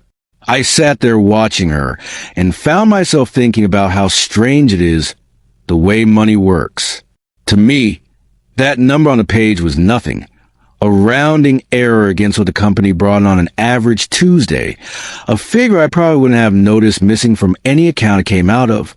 But to her, sitting there with that envelope pressed to her chest like it was something precious enough to break, that same number was the difference between having a life and not having one. It was rent she didn't have to worry about, Food she didn't have to ration. Some small cushion of security in a world that's shown her exactly how fast that security could be stripped away. I'd built a company worth more money than I could ever meaningfully spend. And it had taken watching a woman hold 1 month's salary like a lifeline for me to really understand what any of it was actually for. If that day, she said quietly, still looking down at the envelope, you looked at me the way everyone else does, walked past, pretended not to notice, gone on with your coffee like I wasn't even there, I don't know what would have happened to me. I don't let myself think about it too much, but I know it wouldn't have ended well. You don't have to think about it, I said. It didn't happen that way. No, she agreed, finally looking up at me. And there was something steady in her gaze now that hadn't been there a month ago, something that had grown alongside the confidence I'd watched build in her at that desk every day. It didn't, and I keep trying to figure out how to say thank you properly for that, and I never land on anything that feels big enough. You don't owe me thanks, I said, and I meant it, though I could hear how inadequate the words sounded even as I said them. You know you're a billionaire, she said, tilting her head slightly, studying me the way she sometimes did when she was working through a thought she hadn't fully decided whether to say out loud. And yet you're still so grounded, so normal. I keep waiting for the version of you that other rich men are, the ones who talk down to people, who think money makes them better than everyone else. I haven't found him yet. There isn't one to find, I said, holding her gaze across the desk, letting the moment stretch a little longer than a purely professional conversation probably called for. I've never believed money changes what a person's worth. It just changes what they can afford. I've spent most of my life trying to help people who needed it, strangers included, because I've always thought you should be willing to reach out to someone you don't know at all. Sometimes the person you've never met turns out to matter more than anyone you've known for years. You proved that to me the same afternoon I met you. She didn't answer right away. The air between us had gone quiet in that particular way it sometimes did when neither of us was quite ready to say the next thing out loud, both of us just looking at each other across the desk, the silence doing more work than words would have. I still don't know how to say thank you properly, she said finally, her voice softer now. I don't think I ever will, honestly. There isn't a version of it that feels big enough for what you did. Before I could answer, there was a knock at the door, and one of the junior staff came in carrying a tray with 2 mugs of fresh coffee. The smell of it reaching us before the tray even touched the desk. Rich and dark, a little bitter in the way I preferred it, steam curling up off the surface in slow, lazy ribbons. Liza wrapped both hands around her mug the second it was set in front of her, like she needed the warmth of it as much as the taste, and for a moment neither of us said anything, just letting the small, ordinary ritual of drinking coffee together settle the charge that had been building in the air between us. Drink first, I said, nodding at her mug, grateful for the small interruption, even as some part of me wished it hadn't come quite when it did, before it goes cold. She took a slow sip, eyes closing briefly at the first taste, and when she opened them again there was a different energy in her expression, lighter, more playful, like the coffee had shifted something loose in her. Can I ask you something? She said, setting the mug down. You never go anywhere. I've been watching you for a month now. Same drive in, same drive home, same house every single night. Don't you ever want to just go somewhere? Do something that isn't work? I consider the question longer than it probably deserved. Going anywhere requires someone to go with. I said eventually, and I don't really have that. Never made time to build the kind of friendships that come with standing invitations to do things. Most of the people I know because of the company. That's a different thing than someone you'd actually want to sit across a table from on a random Tuesday. She tilted her head again, something mischievous flickering behind her eyes now. You have a personal assistant, though. I do. Who you pay, she said, the corner of her mouth curving up slightly. Which means, technically, you could take her anywhere you wanted. Museum, dinner, wherever. She's on the payroll either way. I felt a laugh build somewhere in my chest before I let out, caught off guard by the sudden shift in her, by how easily she turned the conversation sideways into something warmer, something with a current running underneath it that neither of us was naming out loud yet. "Is that so?" "That's so," she said, fighting back a smile of her own. "All right then," I said, leaning back slightly in my chair, matching her tone, letting the corner of my own mouth lift. "So, tell me, when we go?" Her cheeks colored at that, a slow, warm flush rising up from her neck, and she pressed her lips together, like she was trying to hold in a smile that had already gotten away from her. She didn't answer right away. She just stood, smoothing down the front of her blouse, that same smile still tugging at her mouth despite every effort to keep it in check. "I'll think about it," she said, and turned toward the door, glancing back at me once over her shoulder before she stepped out, the smile still sitting there, soft and unguarded, the kind of smile that told me she already knew exactly what her answer was going to be. I didn't think it through. That's the honest truth of it, looking back. There was no plan in my head when I stood up from behind that desk and followed her out into the hallway. No calculated next move. Just a simple fact that I couldn't let her walk away with that smile still on her face, without knowing what it would feel like to close the distance she just opened between us with her joke about the peril. She'd made it 2 doors down, into the smaller conference cabin we barely use except for overflow meetings, when I caught up to her. She must have heard my footsteps behind her, because she turned before I said anything, and whatever she saw on my face in that half-second stopped whatever she'd been about to say. I reached out and took her hand. Not rough, not sudden enough to startle her, just certain, the way you reach for something you've already decided you're not letting go of, and pulled her gently toward me until there was barely a breath of space left between us. She didn't resist. That was the thing that undid the last of my hesitation. She came willingly, one hand coming up to rest flat against my chest, not pushing me away, just steadying herself, and I could feel her heart going fast under my palm where my hand had settled at her waist. For a long moment, neither of us moved beyond that.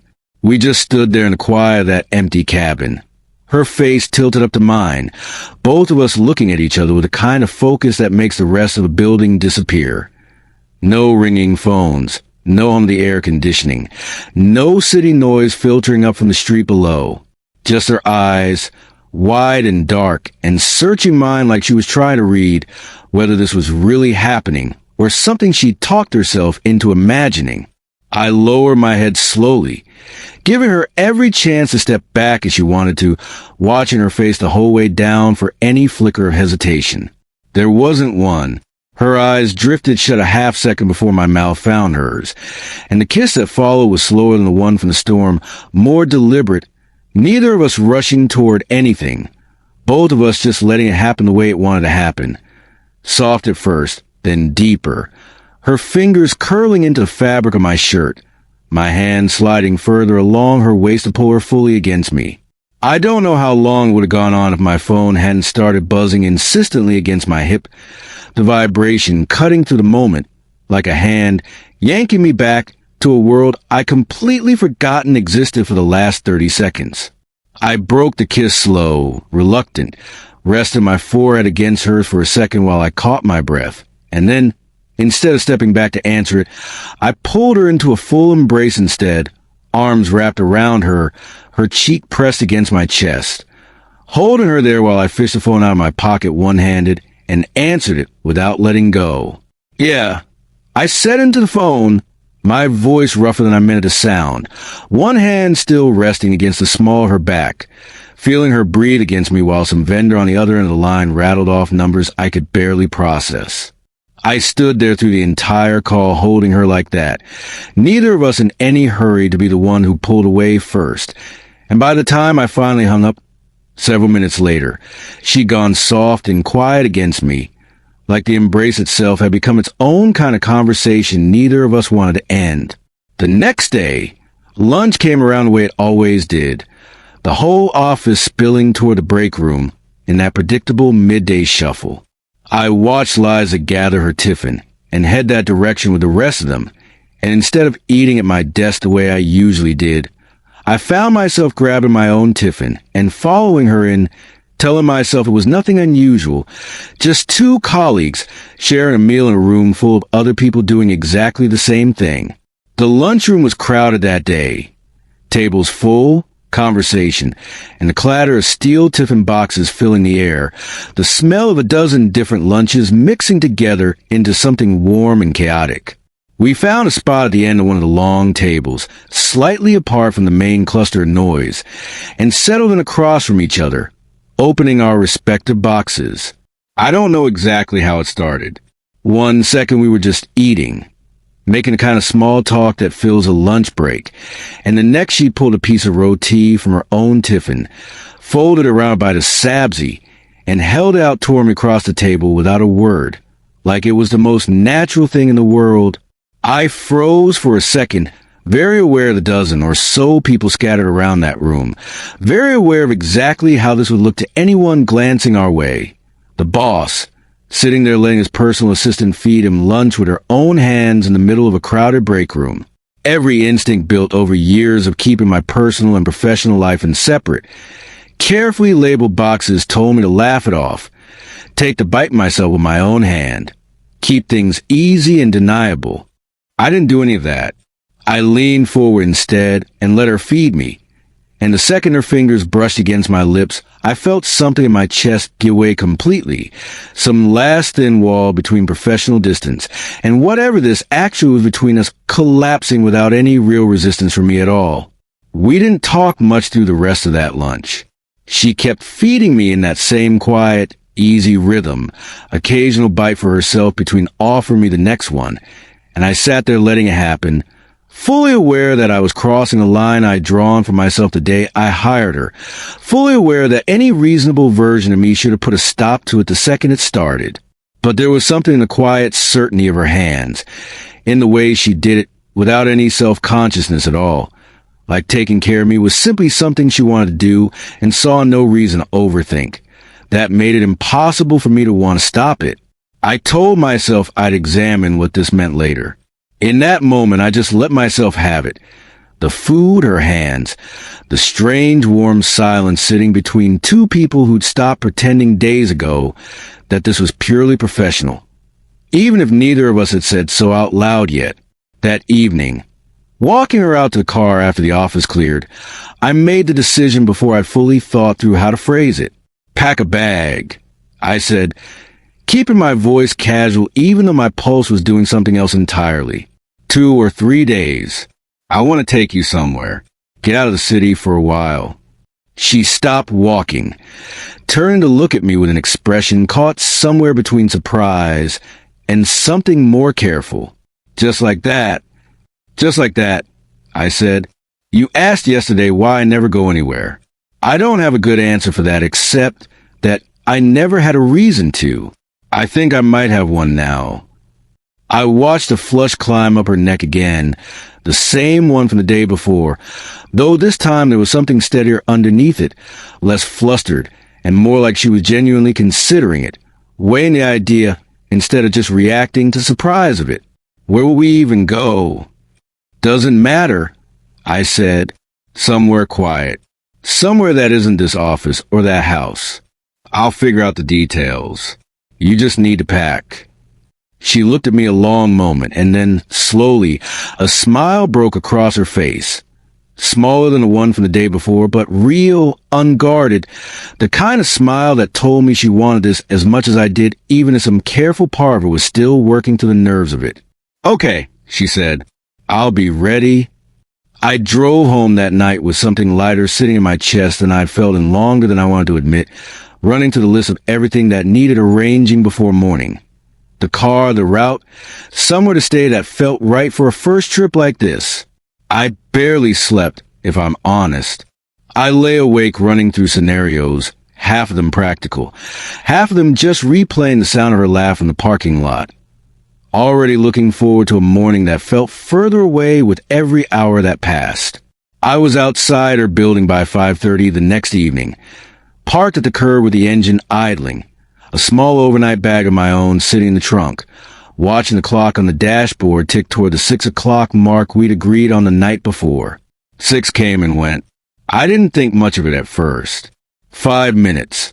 10. People run late, and there was no reason to assume anything beyond a woman taking a little extra time, deciding what to pack for a trip she hadn't planned for herself in longer than she'd probably like to admit. I kept my eyes on the entrance of the building, watching the door for any sign of her, the evening light starting its slow fade from gold into something dimmer, the shadows along the street stretching longer with every passing minute. By 6:15, the easy patience I'd been holding on to started fraying at the edges. I checked my phone twice for a message that wasn't there, checked the entrance again, checked the clock on the dashboard like watching the numbers change might somehow make her appear faster. At 6:20, I called her. The line rang once, twice, and then cut straight to that flat, mechanical voice I'd never wanted to hear less in my life. The number you are trying to reach is currently switched off.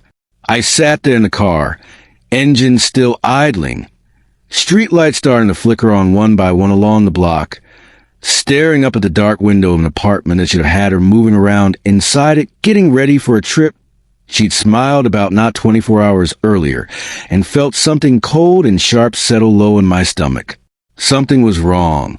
I didn't know it yet, but every instinct I had was telling me, loud and unmistakable, that whatever had happened to keep her from walking through that door on time wasn't something as simple as running late.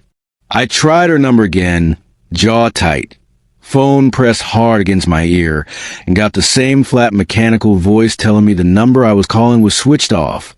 I lowered the phone slowly and sat back against the seat, staring up at that dark window one more time, running through every possible reason a woman doesn't answer her phone and doesn't come down for a trip she'd smiled about agreeing to less than a day earlier. None of the reasons my mind offered up were good ones.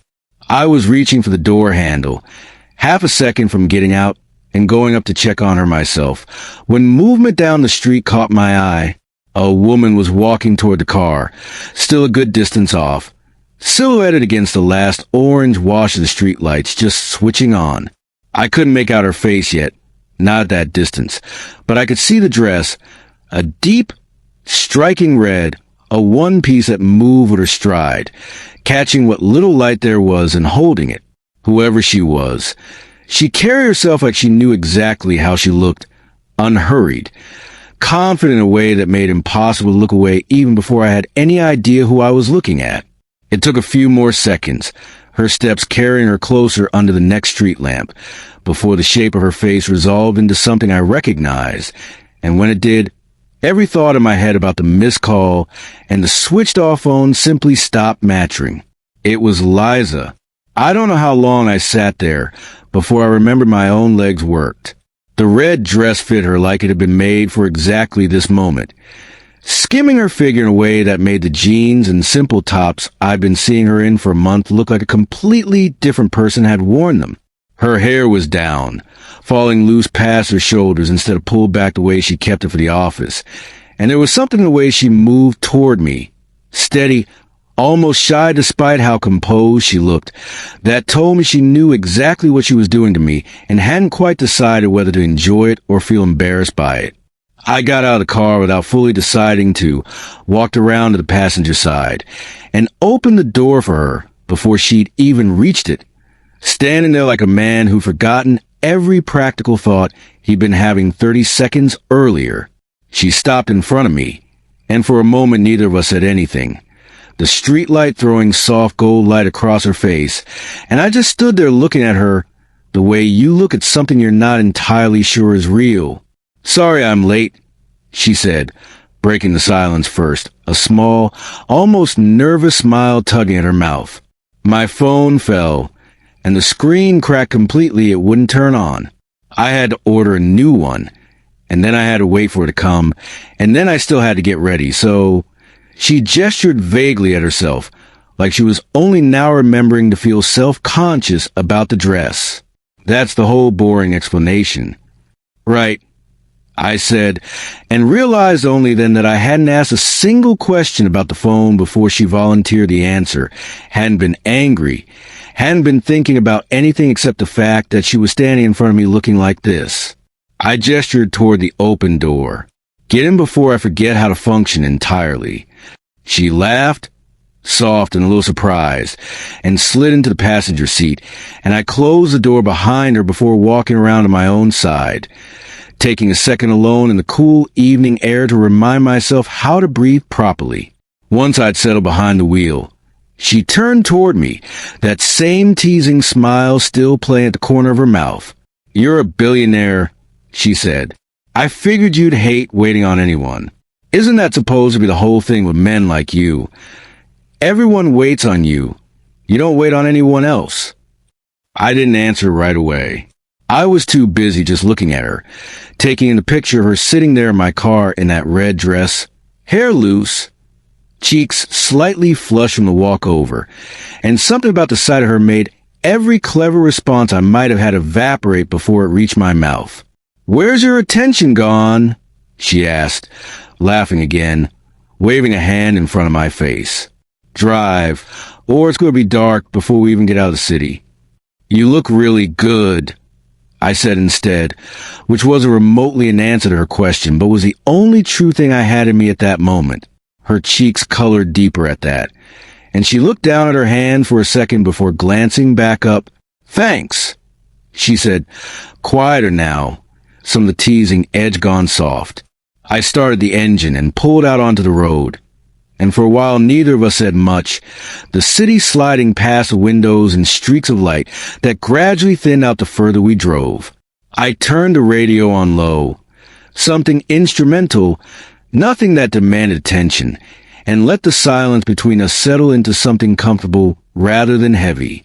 Somewhere past the second hour, once the buildings had given way to open highway and the highway had started giving way to the first hint of hills rising dark against the horizon, she brought up again, not directly, but close enough that I understood what she was really asking. "I used to think billionaires were all the same," she said, watching the landscape blur past her window rather than looking at me. "That kind of money, it does something to people, makes them forget what it's like to actually need something.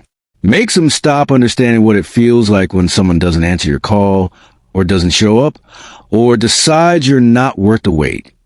I kept my eyes on the road, but I heard everything underneath what she was actually saying. I understood, listening to her, that some part of her was still waiting for the version of me that matched every other rich man who'd disappointed her before, the version who'd been irritated by a 15-minute delay, who'd have made her feel small for a cracked phone screen and bad timing. I wanted, more than I wanted almost anything else in that moment, to prove to her that I wasn't going to be that version. Not tonight. Not ever, if I could help it. I'd known, packing the car that morning, exactly what I was doing when I left the second tent behind in the garage. I'd remembered, clear as anything, the storm from that first night. The way she'd frozen at the crack of thunder. The way she'd admitted she couldn't stand pitch darkness alone. Out here, with no city glow anywhere nearby to soften the black, the night would be darker than anything she'd ever slept through, and I hadn't been willing to risk leaving her alone in it. Not even in a tent 10 feet from mine. I didn't explain any of that to her. I just held the flap open and gestured for her going first, and after a moment's hesitation, her eyes flicking from the tent to me and back again, some silent calculation happening behind them, she ducked inside. I followed a moment later, zipping the flap closed behind us against the cold, and settled down beside her in a space that felt considerably smaller now that we were both actually inside it, the two of us close enough that I could feel the warmth coming off her skin, could hear every soft shift of fabric as she tried to find a comfortable position in the dark. Outside, the waterfall kept its steady rush going, endless and constant, and somewhere above the thin canvas ceiling, that enormous crowded sky kept its silent watch over both of us, neither one saying a word, both of us entirely too aware of exactly how little space was left between us in the dark. We slept through the rest of that night in the same tent, the waterfall keeping its steady rhythm just beyond the canvas walls, and I woke somewhere near dawn to pale gray light filtering through the fabric and the sound of birds starting up in the trees around the clearing, small, bright calls answering each other back and forth, layered underneath the constant rush of falling water that hadn't stopped once through the whole night. If I'm honest, it was the second best night of sleep I'd had in longer than I could remember. The first being the storm night in the guest room. There was something almost funny in that. In realizing the two best nights of rest I'd had in years both happened to involve the same woman curled up somewhere near me in the dark. She stirred a few minutes after I did, blinking slowly against the morning light. When she shifted closer and looped an arm loosely around me in the half-asleep way people do before they're fully back in their bodies, I got my first real, undistracted awareness of something I'd been noticing in smaller pieces since that first night in the storm, but had never let myself fully register. She had a scent to her that wasn't perfume, wasn't a soap from her morning shower, wasn't anything applied or chosen or bought. It was just her, something warm and slightly sweet, skin deep, the kind of scent you only ever notice when someone is close enough that you're breathing the same air they are. I don't know how to explain what it did to me beyond saying that I found myself breathing a little slower, a little deeper, trying to hold on to it a beat longer than the moment strictly called for. We lay there a while longer than either of us needed to, tangled loosely together in the thin morning light. Neither of us in any hurry to break the quiet. The birds kept up their calling outside, and somewhere close by, a woodpecker started in on some dead branch, and underneath it all, the waterfall kept its endless, patient rush. And for a little while, the whole world outside that tent felt like it had agreed to leave us alone in it. Eventually, we packed up the camp, folding the tent down together, loading the gear back into the trunk. And by the time the sun had fully cleared the ridgeline behind us, we were back on the road. Windows cracked to let the cool mountain air in before the day warmed up. I'd made a decision somewhere in the drive up the night before, half-formed and not fully thought through, about where we'd end the trip, and once we hit the highway proper, I pointed the car east instead of back the way we'd come. By early afternoon, the landscape had flattened out into something warmer, greener. Eventually, the road brought us into Charleston. Cobblestone streets underfoot, pastel-colored row houses lining the avenues in shades of blush pink and pale blue and buttery yellow, wrought iron balconies dripping with flowering vines. The whole city carrying itself with a kind of unhurried southern charm that felt like stepping into another century. Liza had her face nearly pressed to the window as we drove in, taking the old churches with their tall white steeples, the horse-drawn carriages already working their routes down the main streets, the palmettos swaying slightly in a breeze coming off the harbor somewhere out of sight. We spent the afternoon just walking. No itinerary, no schedule, which for me was close to unheard of. We wandered down Rainbow Row, admiring the candy-colored facades, ducked into a little shop selling handmade soaps that smelled like magnolia and sea salt, stopped at a corner stand for lemonade that Liza declared the best she'd ever had, though I suspected the company had more to do with that verdict than the lemonade itself. Somewhere in the middle of that afternoon, without either of us deciding to, our hands found each other and just stayed that way, swinging loosely between us as we walked. And it struck me how easily this had all started to feel. Not like something new and fragile that needed careful handling, but like something that had simply always belonged this way.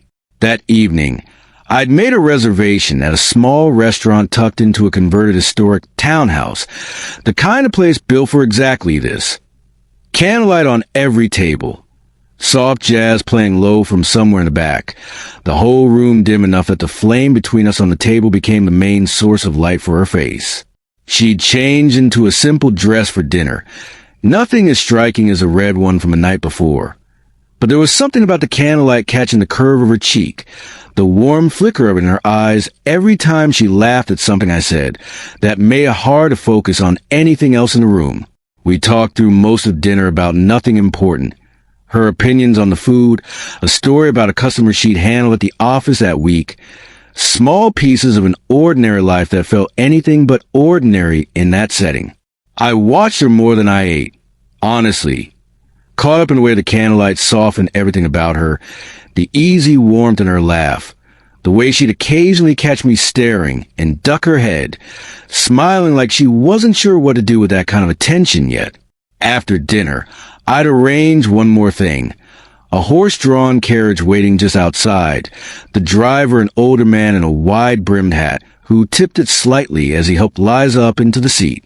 We rode slow through the old streets under a sky gone properly dark, street lamps casting soft pools of gold light across the cobblestones, the steady clop of hooves the only sound beyond our own quiet conversation. She leaned into my side at some point, head resting against my shoulder, watching the old houses drift past, and when I glanced down at her, I caught the exact moment her expression settled into something unguarded and completely honest, her eyes bright soft, full of something I didn't need her to say out loud to recognize. I'd spent a month watching her build herself back up from nothing, piece by piece, and sitting there under that dark Charleston sky with her leaning against me, I understood that whatever this had become between us, it stopped being something either of us could call temporary a while ago. We got back to the hotel late, the city quiet around us, and once we were inside the room, she turned to me, still glowing faintly from the whole evening, and said, "Thank you. Really, I don't think I've ever been this happy in my whole life." Something about the phrasing caught at me, the particular weight she put on ever, and before I could stop myself, the question was already out of my mouth. "Did your husband ever take you anywhere like this?" The change in her was immediate, and small enough that I might have missed it if I hadn't already spent a month learning to read every flicker that crossed her face. Her smile didn't disappear all at once. It just went thin at the edges, the warmth behind it dimming a shade, and her eyes dropped from mine to somewhere near my collar, refusing to meet my gaze directly. "No," she said, after a pause that went on a beat too long. "He didn't really do things like this." "Liza, it's late," she said, cutting me off gently but firmly.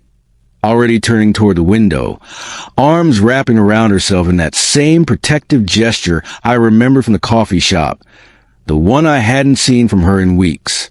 "We should sleep. Long drive back tomorrow." I didn't push it. I could see clearly enough that whatever sat behind that question was heavier than a simple no, that there was something in her marriage she hadn't told me and wasn't ready to yet. Something that made her go quiet and small in a way that didn't match the woman who'd been laughing beside me in a carriage 20 minutes earlier. Every protective instinct in me wanted to close the distance and ask again, gentler this time, wanted to know exactly what had put that particular fear behind her eyes. But I recognized the shape of that silence. It was the same kind of silence I'd learned to respect since the very first night, the kind that meant not yet, and pushing against it would only teach her that I couldn't be trusted with it either. So I let it go for that night. I told her good night, watched her settle into the far side of the bed with her back partly to me, and lay awake a long while in the dark, turning the moment over, more certain than ever that somewhere underneath the version of her story I'd heard in that coffee shop, there was a darker one she hadn't told me yet. Morning came softer than the tension of the night before might have predicted. We sat out on the small balcony of the hotel room drinking coffee, the Charleston morning warm and bright around us. Church bells somewhere in the distance marking the hour, and whatever had closed off into the night before seemed to have eased with sleep. She was smiling again, easy and unguarded, and when she brought up the waterfall, how much she'd loved that clearing, the sound of the falls, the size of that sky, I felt something in my chest loosen at the sight of her lighting up over it. "Can we go back?" she asked. "Before we head home. I know it's out of the way, and I know you probably have 100 things waiting for you at the office. But I loved it there. I've never seen a sky like that." I did the math automatically, the way I did with everything. The extra hours it would add, the calls I'd have to reschedule, the version of myself from 2 months ago who would have said no without a second thought because a detour like that didn't fit into any reasonable schedule. But I looked at her sitting there with the morning light on her face, hopeful in a way that had nothing guarded about it. And I understood that none of that math actually mattered anymore, not against the simple fact that her happiness had somehow become the only metric I was interested in optimizing for. "Sure," I said. "We'll go back." Her whole face opened up at that, bright and grateful, and we packed our bags within the hour, checked out, and loaded the car for the drive back toward the mountains, the city slowly giving way behind us to open highway once again. We were maybe 40 minutes into the drive, the radio playing low, Liza humming along under her breath to something on the dial when her phone rang. She glanced at the screen, and I watched her expression shift the second she saw the name on it. The easy warmth from the whole trip draining out her face in an instant, replaced by something tight and pale that I hadn't seen on her since the very first day I found her crying in that coffee shop. She answered it slowly, her hand shaking slightly as she brought the phone to her ear. "Hello." I couldn't hear the voice on the other end, but I didn't need to. Whatever it said, I watched every trace of the woman who'd been laughing beside me in a carriage under the Charleston stars disappear in the space of a single sentence, replaced by someone I hadn't met yet. Someone braced, someone afraid, someone staring straight ahead to the windshield like the road in front of us had just turned into something entirely different than the one we'd been driving. She hung up the phone slowly, as the motion itself caused her something, and set it face down in her lap, instead of back in her bag the way she usually did. I kept my eyes mostly on the road, giving her the courtesy of not staring while she gathered herself, but I caught the change in her out of the corner of my eye immediately. The way her hands had gone from resting loose against her thighs to gripping the fabric of her dress, knuckles pale, fingers twisting small folds into it and releasing them, then twisting again, like she needed something to do with her hands or they'd start shaking outright. Her breathing changed too. I noticed it in the quiet between songs on the radio, a small hitch every few breaths, like she was having to remind herself to keep the rhythm going instead of letting it happen naturally. And despite the AC running steady and cold through the vents, I caught the faint shine of sweat gathering along her hairline, at her temple, the kind of sweat that has nothing to do with heat and everything to do with the body flooding itself with something it doesn't know how to metabolize yet. She stared straight ahead to the windshield, jaw set, eyes fixed on some point past a road that I was fairly sure wasn't actually there. Every protective instinct, I had wanted to pull the car over right then, take both her hands in mine, and ask her flat out who had just called and what they'd said to put her in this state. I wanted to fix it, whatever it was, the same immediate, uncomplicated way I fix problems at the office. Identify the issue, apply the resources, resolve it before it could do any more damage. But I'd learned enough about her in the last month to know that wasn't how this worked. Pushing too hard, too fast, on something she wasn't ready to hand over would only teach her to fold it up smaller and hide it better next time. So I kept my hand steady on the wheel, kept my voice as even as I could manage, and asked the smallest version of the question I actually wanted to ask. "You okay? You got sweat on your forehead and the AC's on full blast. Something wrong?" "I'm fine," she said, too fast. The same automatic answer she'd given me back in that coffee shop the very first day. The one I already knew by now meant the exact opposite of what it claimed. I didn't press it. Everyone's entitled to a private life, entitled to carry things they're not ready to set down in front of someone else, even someone they've let get as close as she'd let me get over the last month. But it was hard to sit there and watch her go quiet in a way I hadn't seen since that first afternoon. Hard to watch the easy warmth that had carried us through Charleston fold itself back up into something guarded and small. She wasn't smiling anymore.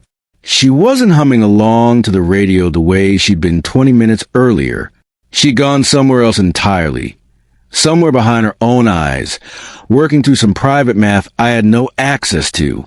"Whatever it is," I said, keeping my voice low, "it'll work itself out. And if it doesn't, if there's anything I can do, anything at all, you tell me. That's not me asking you to explain right now. Just, you're not carrying whatever this is by yourself. Not unless you want to. She turned to look at me then, and I watched her attempt to smile, watched her physically build it. The corners of her mouth lifting, her eyes trying to soften into something reassuring. And I could see every seam in it. The effort holding it together, the way it didn't reach anywhere close to her eyes the way her real smile always did. It was a good performance. It just wasn't a convincing one. Not to someone who'd spent a month learning the difference. "Thank you," she said. "Really, I'm okay. Let's just enjoy the rest of the trip." I let her have the performance because sometimes that's what someone needs more than they need to be caught in the lie of it. But somewhere underneath my own easy nod, my own decision to let the subject drop, something had already hardened into a private resolution I wasn't planning on abandoning. Whatever was chasing her, whoever had made that call, whatever threat still sat somewhere in her past, I was going to find out. And when I did, I intended to make certain it never got close enough to put that look on her face again. We reached the cliff again by early evening, the light going gold, and then rose across the mountains the way it had the first time, the sound of the waterfall greeting us before the clearing even came fully into view. I parked in the same spot as before, and this time the setup went faster, both of us falling into a rhythm we'd already built together. 10 up in half the time, gear unloaded, the small gas stove hissing to life on its flat rock. We cooked together this time, standing shoulder to shoulder at the stove, her stirring while I chopped, neither of us saying much beyond the occasional instruction or laugh when something nearly boiled over. By the time the food was ready, most of the tightness from the drive had eased out of her shoulders, and I told myself that was enough for now, that giving her the space to set the phone call aside for a few hours was its own kind of help, even if it wasn't the kind that solved anything permanently. After we ate, I walked over to the car and pulled the door open, letting the radio spill out into the clearing. Something with a slow, easy rhythm, nothing that demanded much beyond swaying to it, and turned to find Liza already watching me with question in her eyes. "Come on," I said, nodding toward the waterfall, its spray catching the last of the evening light in a fine golden mist. "We're not driving 6 hours to sit next to it and not get in." She laughed, real this time, no performance behind it. And within a few minutes we'd made our way down to the base of the falls, the rock slick under our feet, the roar of the water growing louder with every step until it filled the whole world around us. The water hit cold when we stepped in, sharp enough to steal the breath for a second, and then warmer somehow once our bodies adjusted. The current pulling gently at our legs while falls themselves came down in a steady curtain a few feet away, throwing mist that caught the last orange light of the evening and turned into something that looked almost lit from within. The music drifted down from the car, faint under the roar of the water, but audible enough to catch the rhythm of it.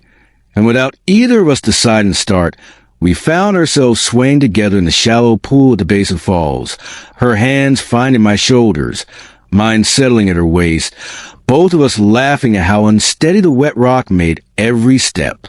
Her dress clung to her in the water, dark and heavy where it had soaked through, and my shirt did the same, plastered against me in a way that made every point of contact between us feel closer than it already was. Neither of us cared. Out here, 6 hours from the city, from the office, from whatever call had put that fear behind our eyes on the drive, there was nothing but the two of us in the water and the fading gold light, and for a little while it felt like the whole rest of the world had simply agreed to stay away. We stayed in the water long after the sun had properly gone down, moving slow together to the music, her head eventually coming to rest against my chest despite the spray still misting over both of us. And I held her there with the waterfall roaring beside us, and the stars started to come out overhead. And for those few minutes, I let myself believe that whatever had frightened her in the car might genuinely be small enough to dissolve in an evening like this one. I knew, even as I thought it, that I was probably wrong. But I let myself have the belief anyway, if only for as long as the water kept falling and the music kept playing, and she stayed exactly where she was in my arms. We dried off and changed back at the tent, and by the time we'd eaten a second small meal and banged down the stove for the night, exhaustion had settled properly into both of us. The good kind, built from sun and cold water and a long drive, rather than the kind that comes from stress. We crawled into the tent together the way we had the night before, and this time there was no hesitation about the closeness of it, no careful negotiation of space. She curled into my side almost immediately, her breathing slowing within minutes, and I lay there in the dark with my arm around her, listening to the waterfall keep its endless rhythm just beyond the canvas, and let myself believe she'd fallen properly asleep. I held her like that for a long while, my mind turning over everything from the drive, the way her hands had trembled, the sweat on her forehead despite the cold air, the forced shape of that smile she tried to hand me like it would settle the matter. I made myself a quiet promise in the dark, the same kind I'd made to myself back on that very first night in the guest room.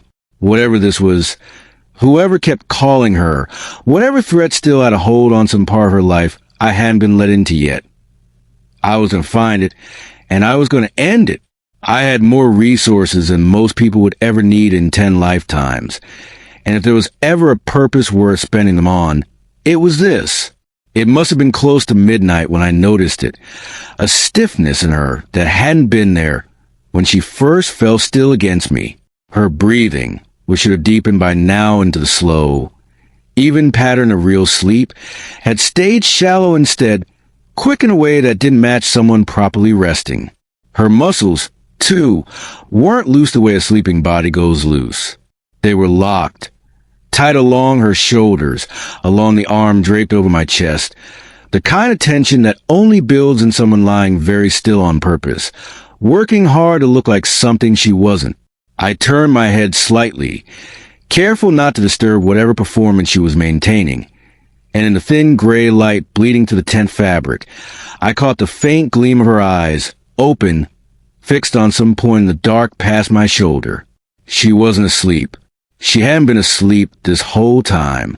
She was lying there wide awake in my arms, staring into the dark, running through whatever conversation had happened on that phone call, working through some private, frightened calculation about what tomorrow was going to bring, and doing it silently, alone, even with my arms wrapped around her the entire time.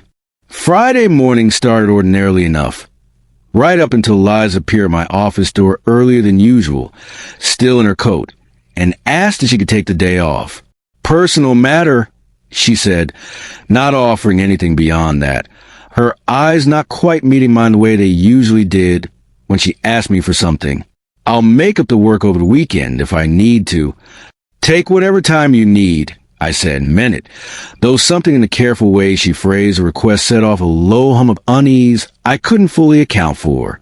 She left within the hour, and the office felt wrong for the rest of the day in a way I wasn't proud to admit out loud to anyone.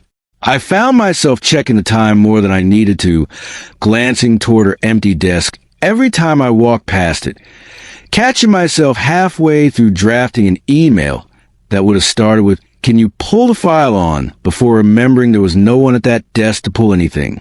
I hadn't realized how completely her presence had rewired the rhythm of my days until it was suddenly absent from one of them.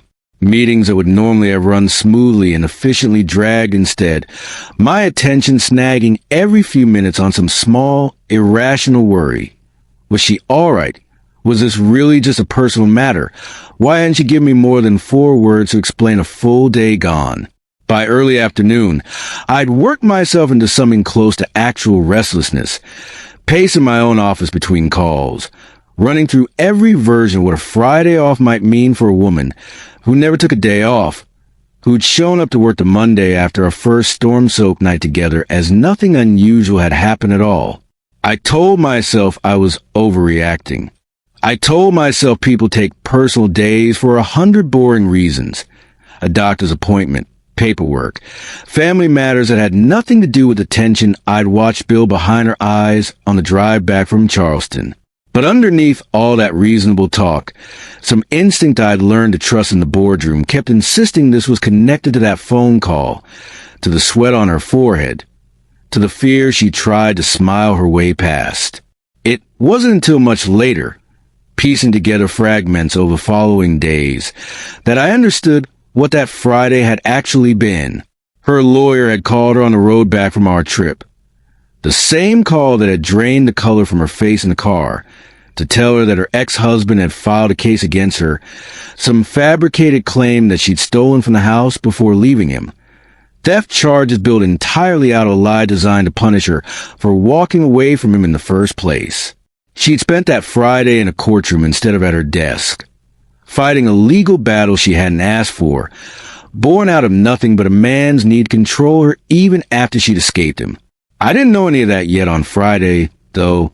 All I had was a hunch and a hollow, unproductive day, and underneath it, a growing certainty that whatever she was carrying, it was heavier than anything she let me see so far. My own week had its own storm building, separate from hers, but arriving on nearly the same timeline. In a particular way, problems seem to gather themselves whenever you least need more of them. Saturday morning brought a call from my legal team about the Whitmore deal, an international partnership worth more money than most companies see across their entire lifespan. The kind of deal that could push Sterling Holdings into an entirely different category of influence. The catch, delivered to me in the flat, apologetic tone lawyers use when they know they're about to complicate your life significantly, was that Whitmore's board came from a family-run conglomerate with old-fashioned sensibilities about who they did business with. They wanted assurance of stability, longevity, a partner, in their words, who had something solid behind him, and in the particular cultural shorthand their side kept circling back to, that meant a wife. I sat with that information longer than I wanted to admit, turning it over from every angle, looking for a version of the deal that didn't require me to produce a marriage out of thin air inside a matter of weeks. There wasn't one. Whitmore's people had been explicit, in the polite, immovable way that very old money tends to be explicit. No marriage, no deal, and 3 other companies were circling the same opportunity who wouldn't hesitate to fill the gap the second we stepped back. It was, on its face, an absurd position for a man in my position to be in. I ran a company worth more than most small nations produce in a year. I could move markets with a signature, negotiate my way through boardrooms full of men twice my age without breaking a sweat, close deals other executives spent careers chasing and never landing. And yet, sitting there Saturday night with a glass of untouched scotch on the desk in front of me, I had absolutely no one to call. No woman in my life beyond an assistant I've been slowly, quietly falling for over the last month. No arrangement, no candidate, nothing but a deadline closing in and a very expensive silence where a solution should have been. I turned the problem over until well past midnight, and somewhere in that late, frustrated turning, an idea started forming that I wasn't proud of and didn't examine as closely as I should have. Monday, Liza came back to the office. I noticed a change in her the second she walked through the door, before she'd even reached her desk. She held herself differently, spine a little too straight, shoulders set in a way that looked less like confidence and more like a woman bracing herself against something she expected to hit her again at any moment. There were shadows under her eyes that hadn't been there Thursday, faint but unmistakable, the kind that come from a weekend spent awake more than asleep. She dressed with more care than usual, too, everything pressed and precise, like she built her whole appearance that morning into a kind of armor, something polished enough that nobody looking at her would think to ask what was underneath it.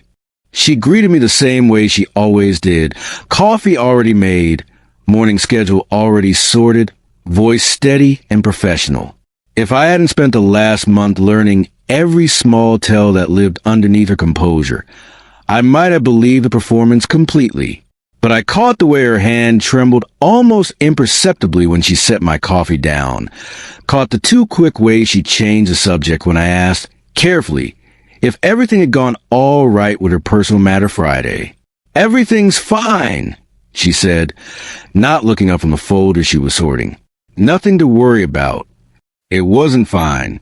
I knew it wasn't fine the way I knew a bad deal from a good one before the numbers even finished loading.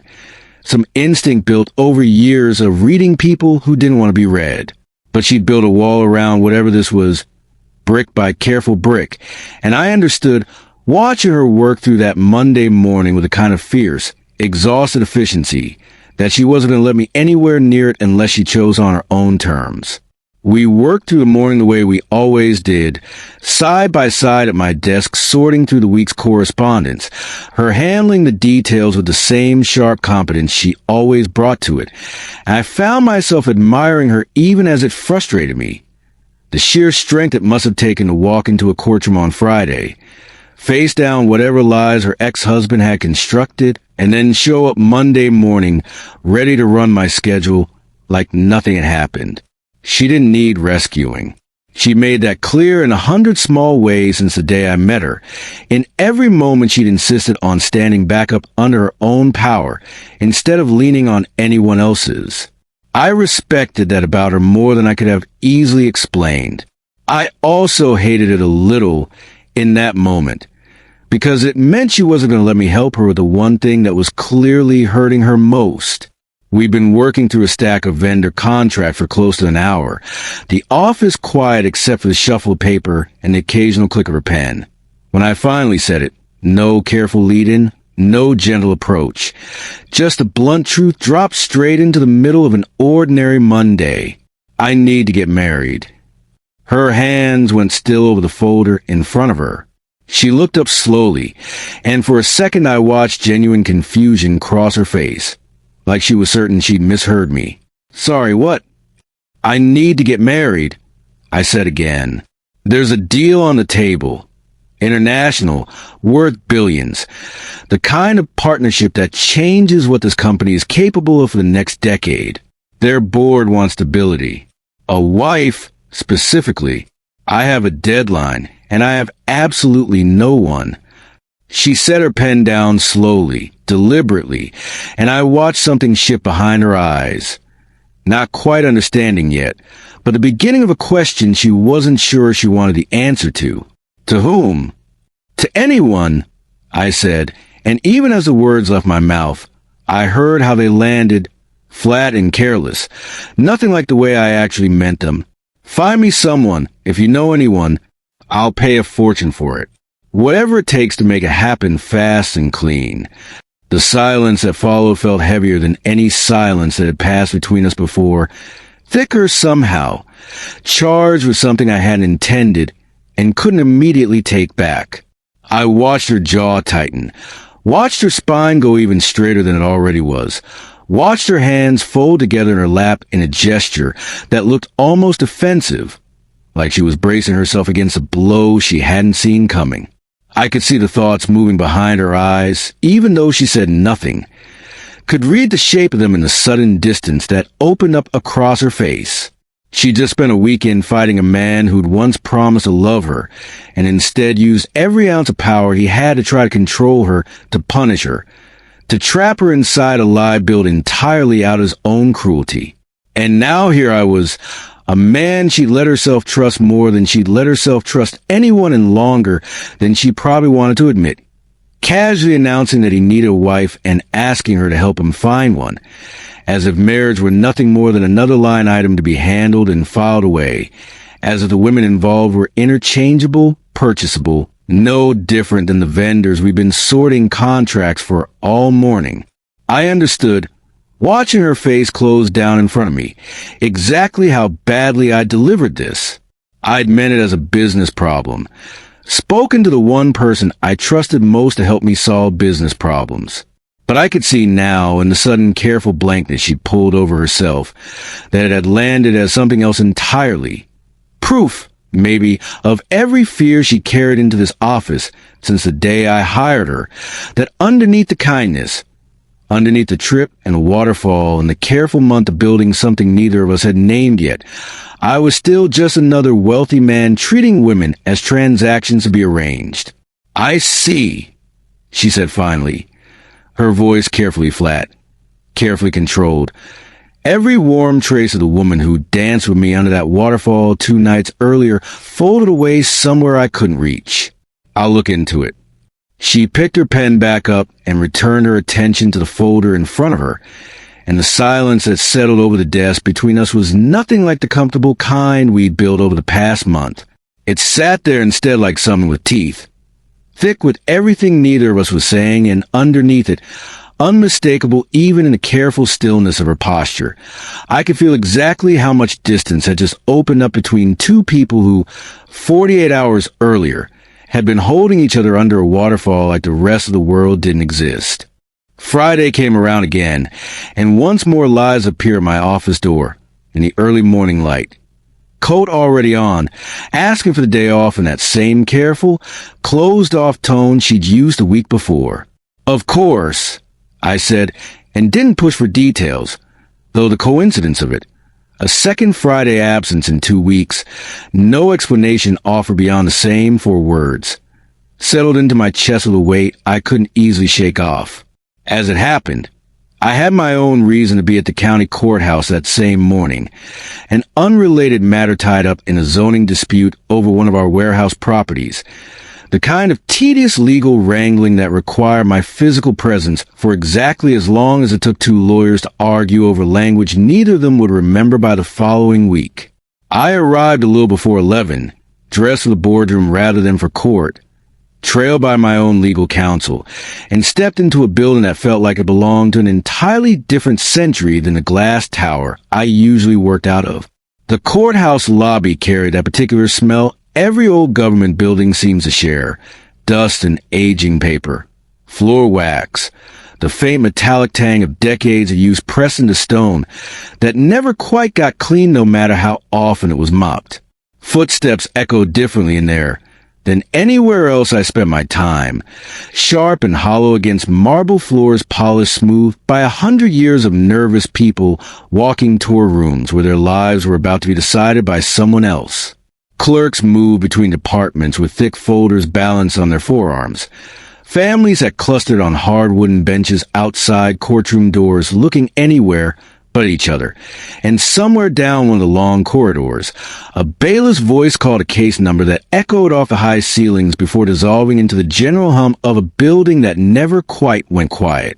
I spent close to 2 hours in a windowless conference room with my lawyer and the opposing counsel, working through the zoning language line by line, the kind of meticulous, unglamorous work that keeps a company's foundation solid even though nobody ever notices it's being done. By the time we finally reached an agreement both sides could sign off on, it was pushing 1 o'clock, and my mind had already half drifted toward the afternoon schedule back at the office as I gathered my things and headed for the exit. I nearly walked straight past her. It was a black coat that caught my eye first, sharp, professional, clearly belonging to someone in legal counsel rather than a defendant, and then, standing beside the man wearing it, a woman whose posture I would have recognized anywhere, in any lighting, in any crowd. My steps slowed without any conscious decision on my part, and then stopped entirely, my whole body going still in the middle of that busy corridor, while people move around me like water around a stone. It was Liza. For one long, disorienting second, I genuinely couldn't make my mind accept what I was looking at. Liza, my Liza, the woman who ran my schedule with sharp, easy competence, who danced with me under a waterfall 2 nights earlier, who I'd watched build herself back into someone whole over the last month, was standing outside a courtroom in a plain, unremarkable outfit that had nothing of the polish she wore to the office, talking to a lawyer with an urgency in her voice that reached me even across the distance of the hallway. I didn't move. I couldn't have told you, in that moment, whether it would have been better to walk up and announce myself or to simply turn and walk away and pretend I'd never seen her there at all. Instead, I did neither. I stayed exactly where I was, half hidden behind a cluster of people waiting outside another courtroom, and listened. I don't approve. I heard her say, her voice thin, stretched tight with something that sounded uncomfortably close to panic. I don't have anything. He threw me out, and I didn't think to grab anything on my way. I didn't think I'd need to prove it later. I just needed to survive that night. Evidence is what matters here, the lawyer said, his voice calm but firm, The practiced patience of a man who delivered this particular piece of bad news to plenty of frightened clients before her. Saying it happened isn't enough in front of a judge, Liza. Without something concrete, this becomes his word against yours. And right now his word comes with a filed police report, and yours comes with nothing. Every protective instinct I own surged up at once, sharp and immediate, a heat climbing through my chest that had nothing reasonable or controlled about it. I understood, standing there frozen in that hallway, that I was listening to the exact shape of fear that had been sitting behind her eyes since that phone call in the car. Not some vague personal matter, not something ordinary. Someone had hurt her badly enough to throw her out into a storm with nothing. And now that same someone was trying to punish her a second time for having the courage to leave. She turned and walked toward the main courtroom a few moments later, her lawyer beside her, and I made a decision standing in that hallway that I didn't examine too closely before acting on it. I followed, not close enough to be noticed. I hung back, let a few other people filter into the courtroom ahead of me, and slipped into a seat near the back row where the shadows of the tall windows kept me mostly out of her line of sight. If she happened to glance behind her, the courtroom was smaller than I expected, wood-paneled. The kind of room built decades ago and never significantly updated. Rows of hard benches facing a raised bench where the judge sat reviewing papers through a pair of reading glasses perched low on his nose. I settled into my seat and watched Liza take her place at a table near the front, her spine straight, her hands folded carefully in front of her, every inch of her radiating a composure I now understood was costing her everything she had to maintain. Her ex-husband sat at the opposing table. I studied him for a long moment, unable to stop myself.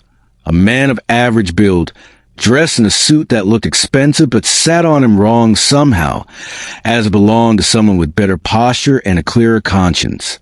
He didn't look at her once. He kept his eyes forward, jaw set in an expression of practiced innocence that made something ugly twist low in my stomach just from looking at it. The judge cleared his throat and began reading from the file in front of him, his voice carrying flat and official through the quiet room. The charge before this court is that the respondent, Liza, he read her full name, one I'd never actually heard spoken aloud before that moment, and something about hearing it for the first time in a courtroom, instead of somewhere gentler, struck me harder than I expected. Did unlawfully remove property from a marital residence without consent, and did abscond from said residence under circumstances suggesting premeditated theft. If the respondent is evidence of contrary, the court will hear it now. The silence that followed pressed down on the whole room, heavy and complete, broken only by the faint creak of old wood somewhere and the distant hum of the building's ancient heating system. I watched Liza's shoulders rise and fall with one slow, deliberate breath, watched her chin lift a fraction higher, and even from the back row I could see the fine tremor running through her clasped hands despite how still she was holding the rest of herself. My own hands had curled into fists at some point without my noticing, nails biting into my palms. Every part of me wanted to stand up and put a stop to the entire proceeding, to tell that judge exactly what kind of man was sitting at the other table, looking so carefully, deliberately calm. I didn't move. This wasn't my fight to interrupt, not from the shadows of a back row where she didn't even know I was watching. Her lawyer rose slowly, one hand resting briefly on the table in front of him, and I could hear the careful weight in his voice as he addressed the bench. Your Honor, my client has recently recalled something relevant to this case. On the night in question, the security cameras installed at the marital residence were linked directly to an application on her personal phone, a fact she'd forgotten in the chaos and trauma that evening, but which she remembered only in these past days. We'd like permission to present that footage to the court. The judge gestured his approval, and I watched Liza's lawyer connect a small device to a screen mounted near the bench, watched the room shift forward slightly in his collective seat.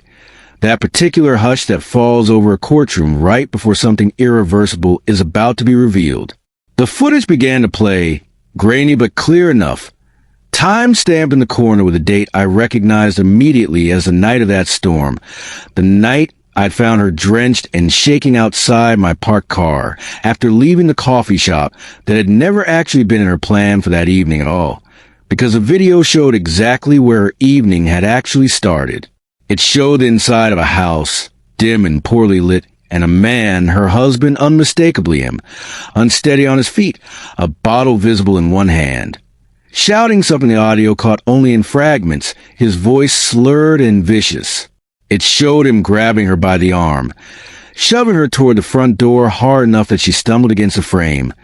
Showed the door thrown open onto a night already thick with the first heavy drops of the storm that would follow her for hours after. Showed him hurling something out after her. A bag, a coat, whatever few things he decided she was allowed to keep before slamming the door shut behind her and leaving her standing alone on the front steps in the rain with nothing. I sat in that back row with my jaw clenched so tight it ached.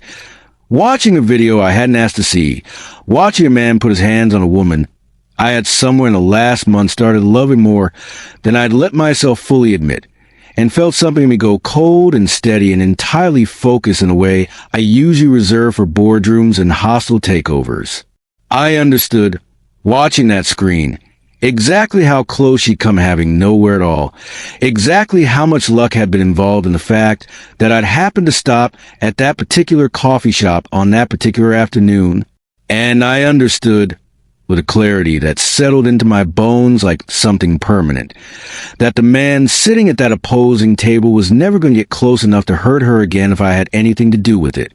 The video ended, and the silence that followed was different from the one before it. Heavier, charged with the particular discomfort of a room that had just watched something ugly confirmed beyond any argument. The judge removed his glasses slowly, set them on the bench in front of him, and looked toward the opposing table with an expression that had gone entirely cold. "The charges against the respondent are dismissed in full," he said. "There is no theft here. What this court has just witnessed is assault, plain and clearly documented." He turned his attention to Liza's husband, his voice sharpening.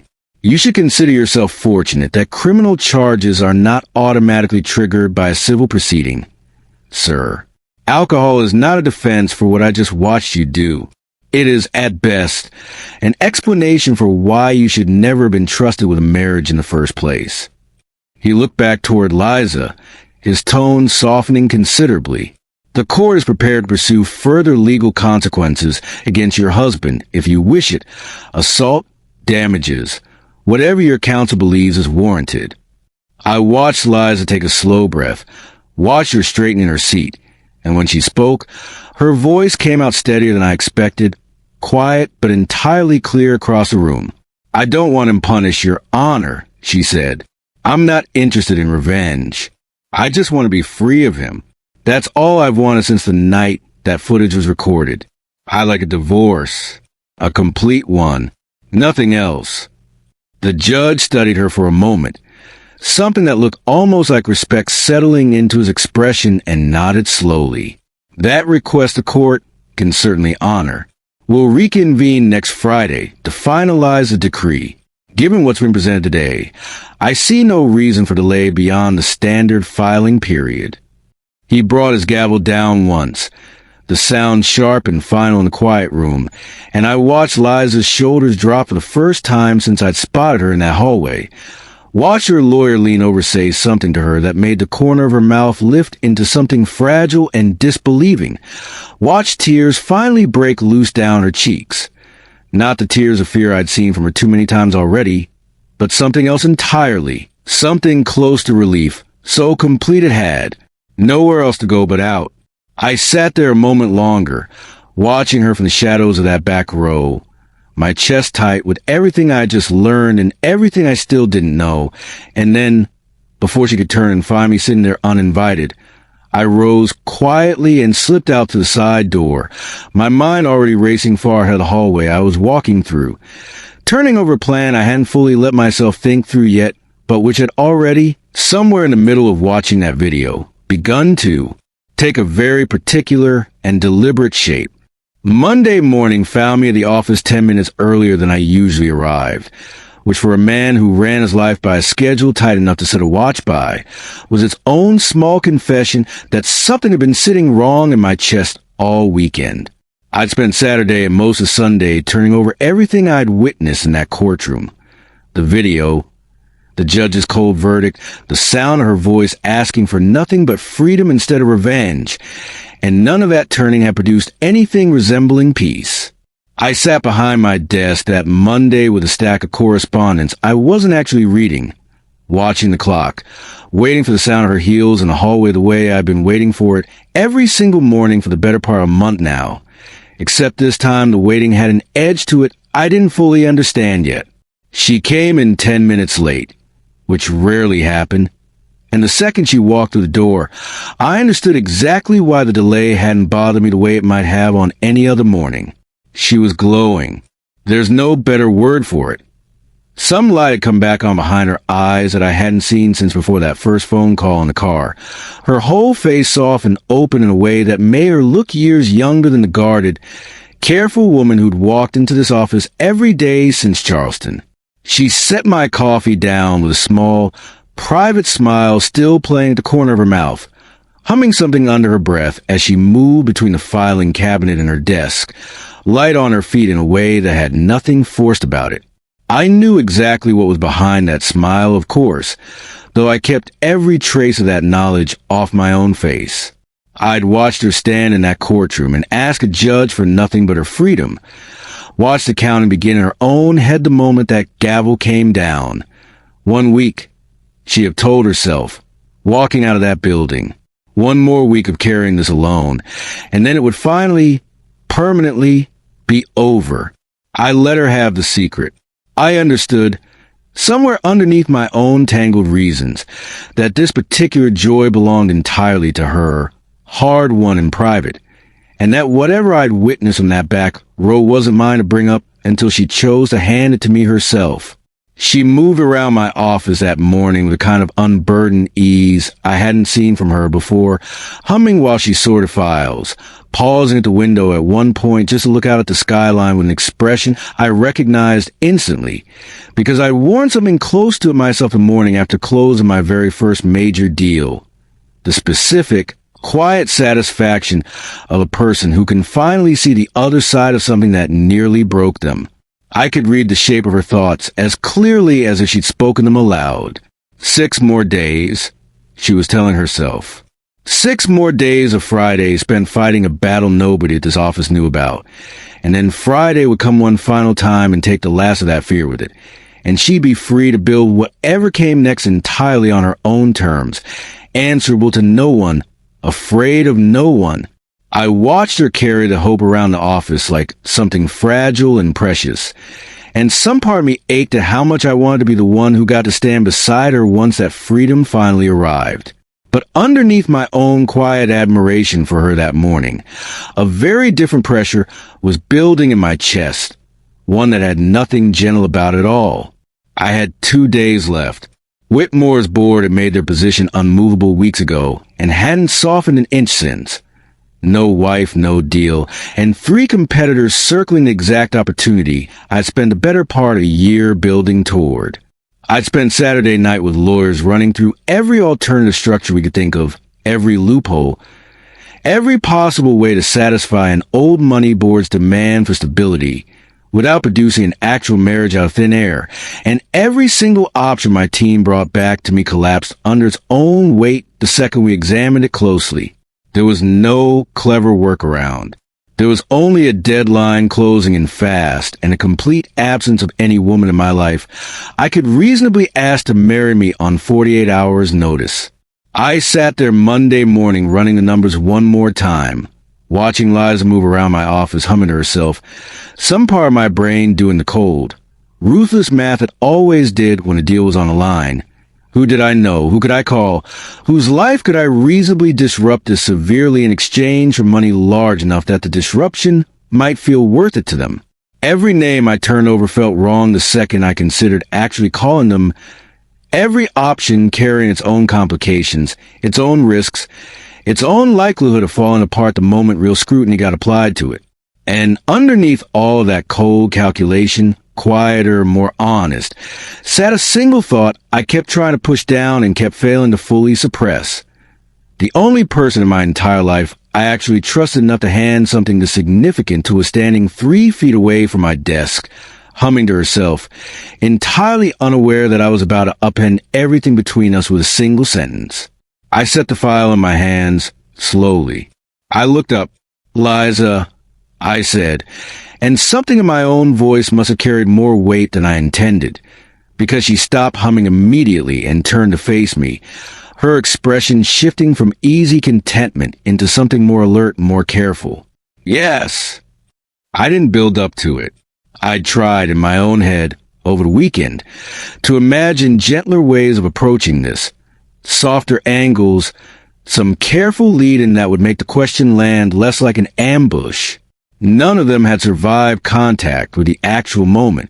So I just said it, flat and direct, the same way I deliver bad news in a boardroom, when there was no version of softening it that would actually help. "Will you marry me?" The silence that followed stretched long enough that I could hear the hum of the air conditioning, the faint sound of traffic filtering up from the street 12 floors below. Liza's hands, which had been holding a folder against her chest, went completely still. Her fingers didn't move at all, frozen mid-motion like the question itself had physically stopped time inside that office. Her mouth opened slightly, no sound coming out at first, her eyes wide and searching my face for some sign that she'd misheard, that this was a joke, that the world hadn't just tilted sideways without any warning at all. "What did you just say?" she finally managed, her voice thin, disbelieving, each word coming out slow and careful like she was testing whether the sentence would hold together as she said it back to me. "I need to marry someone," I said, keeping my voice level, deliberately calm, the same steady tone I used when a room full of nervous investors needed someone to sound like the ground wasn't actually shifting under them. "There's a deal I mentioned before, international, worth billions, and their board won't sign without proof of a stable marriage behind me. I have 2 days left before that window closes permanently. I've spent the entire weekend trying to think of another way around it, and there isn't one. So you're asking me," she said slowly, still visibly working to catch up with the sentence, "to marry you because of a business deal?" "Yes," I said. "Let me explain the terms before you answer anything. This wouldn't be a real marriage in any sense beyond paper. Legal, on record. Exactly what Whitmore's board needs to see, but structure contained 6 months and no longer. A contract marriage. Once the deal is secured and stable, we file for a clean, quiet dissolution, and you walk away from it exactly as free as you are right now. In exchange, name whatever you want.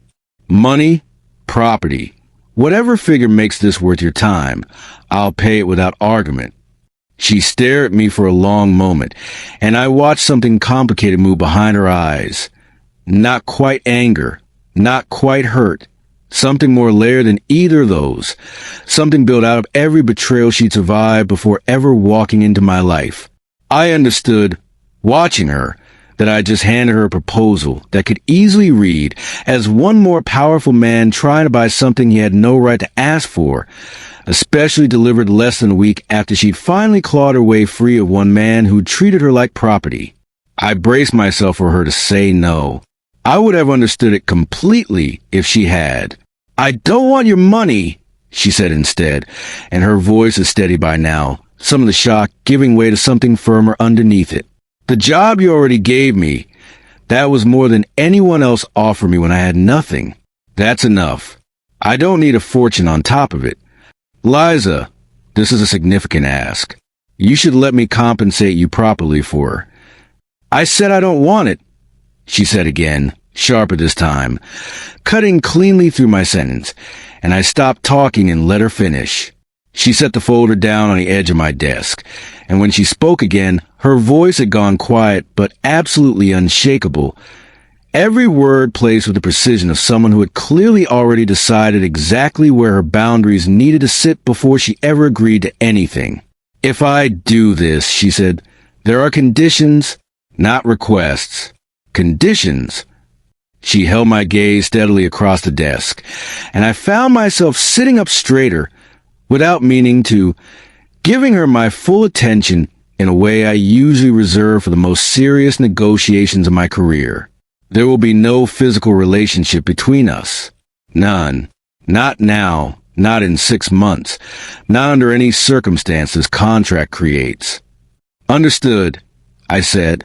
I'm not finished, she said, and something flickered behind her eyes that told me this next part mattered to her more than anything else she was about to say. We will never share a bed. Not once for the entire 6 months. I don't care what the paperwork says. I don't care what appearances need to be maintained for outsiders. Separate rooms, always. If 2 people sleep in the same bed night after night, feelings find a way in whether you plan for them or not. And I am not doing this so that someone can grow out of it that neither of us actually asked for. This is a contract. I need it to stay a contract in every practical sense, or I can't agree to it at all. I sat with that for a moment, letting the weight of it settle fully before I answered, aware of exactly how much courage it must have taken her to lay out terms as firm to the man who signed her paycheck. Aware, too, of the deeper wound sitting underneath every word of it. A woman who trusted a husband completely and been thrown out into a storm for it. Now building walls thick enough that no amount of proximity could ever put her in that position again. Agreed, I said, holding her gaze steadily across the desk, letting her see that I meant it completely, that there was no hidden negotiation happening underneath the word. Every condition. No exceptions. Something eased slightly in her shoulders at that, though the wariness in her eyes didn't fully disappear. And for a long moment neither of us said anything else.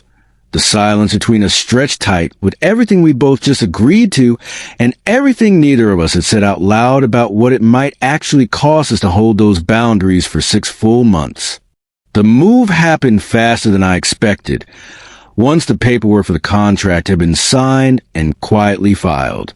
Liza spent Tuesday afternoon back at the company apartment packing what little she'd accumulated there over the past month. Not much, in the end.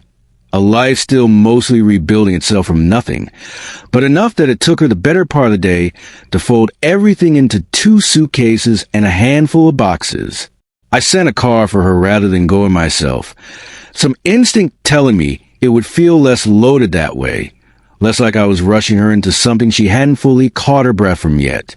I was home when the car pulled up the drive that evening, and I remember standing in the front hallway listening to the driver carry her bags one at a time, setting them down near the base of the staircase, and feeling something shift in the house the moment the first suitcase touched the floor. I had lived in that house alone for years, populated mostly by silence and the sound of my own footsteps on hardwood, and even in the weeks Liza had been coming and going as my assistant, staying over during the storm, the space had never quite absorbed her the way it did in that single ordinary moment of watching her bags line up against the wall like they belonged there. There's something about luggage sitting in a hallway that makes a temporary arrangement suddenly look permanent, even when you know full well it has an expiration date built directly into the paperwork. She came in behind the last of the boxes, glancing around the entryway with an expression I couldn't fully read. Not quite nerves, not quite excitement. Something more careful than either, the look of a woman walking into a life she understood was borrowed rather than owned. I showed her to the guest room at the far end of the hall, the same one she'd slept in that very first storm-soaked night, and watched her set her things down slowly, methodically, like she was trying to make the unpacking last longer than it needed to, giving herself time to adjust to the size of what she just agreed to. By the time evening properly settled in, something in the air of that house had already changed in ways I hadn't anticipated. I caught the faint trace of her perfume drifting from the guest bathroom down the hall. I noticed a pair of her shoes by the front door where mine usually sat alone. Small things, none of them significant on their own, but together they added up to a house that suddenly felt inhabited in a way it hadn't in years. I found myself moving through my own hallways at evening more aware of my surroundings than I'd been in longer than I could remember, cataloging every small sign of her presence like proof that something real was happening even inside an arrangement built entirely on paper. "Tonight I want to cook," Liza announced, coming down the stairs not long after Sophia had left for the evening, having changed out of her office clothes into something simple and comfortable. It's the first day of the contract. Feels like it deserves something better than takeout. I offer to help, mostly out of habit.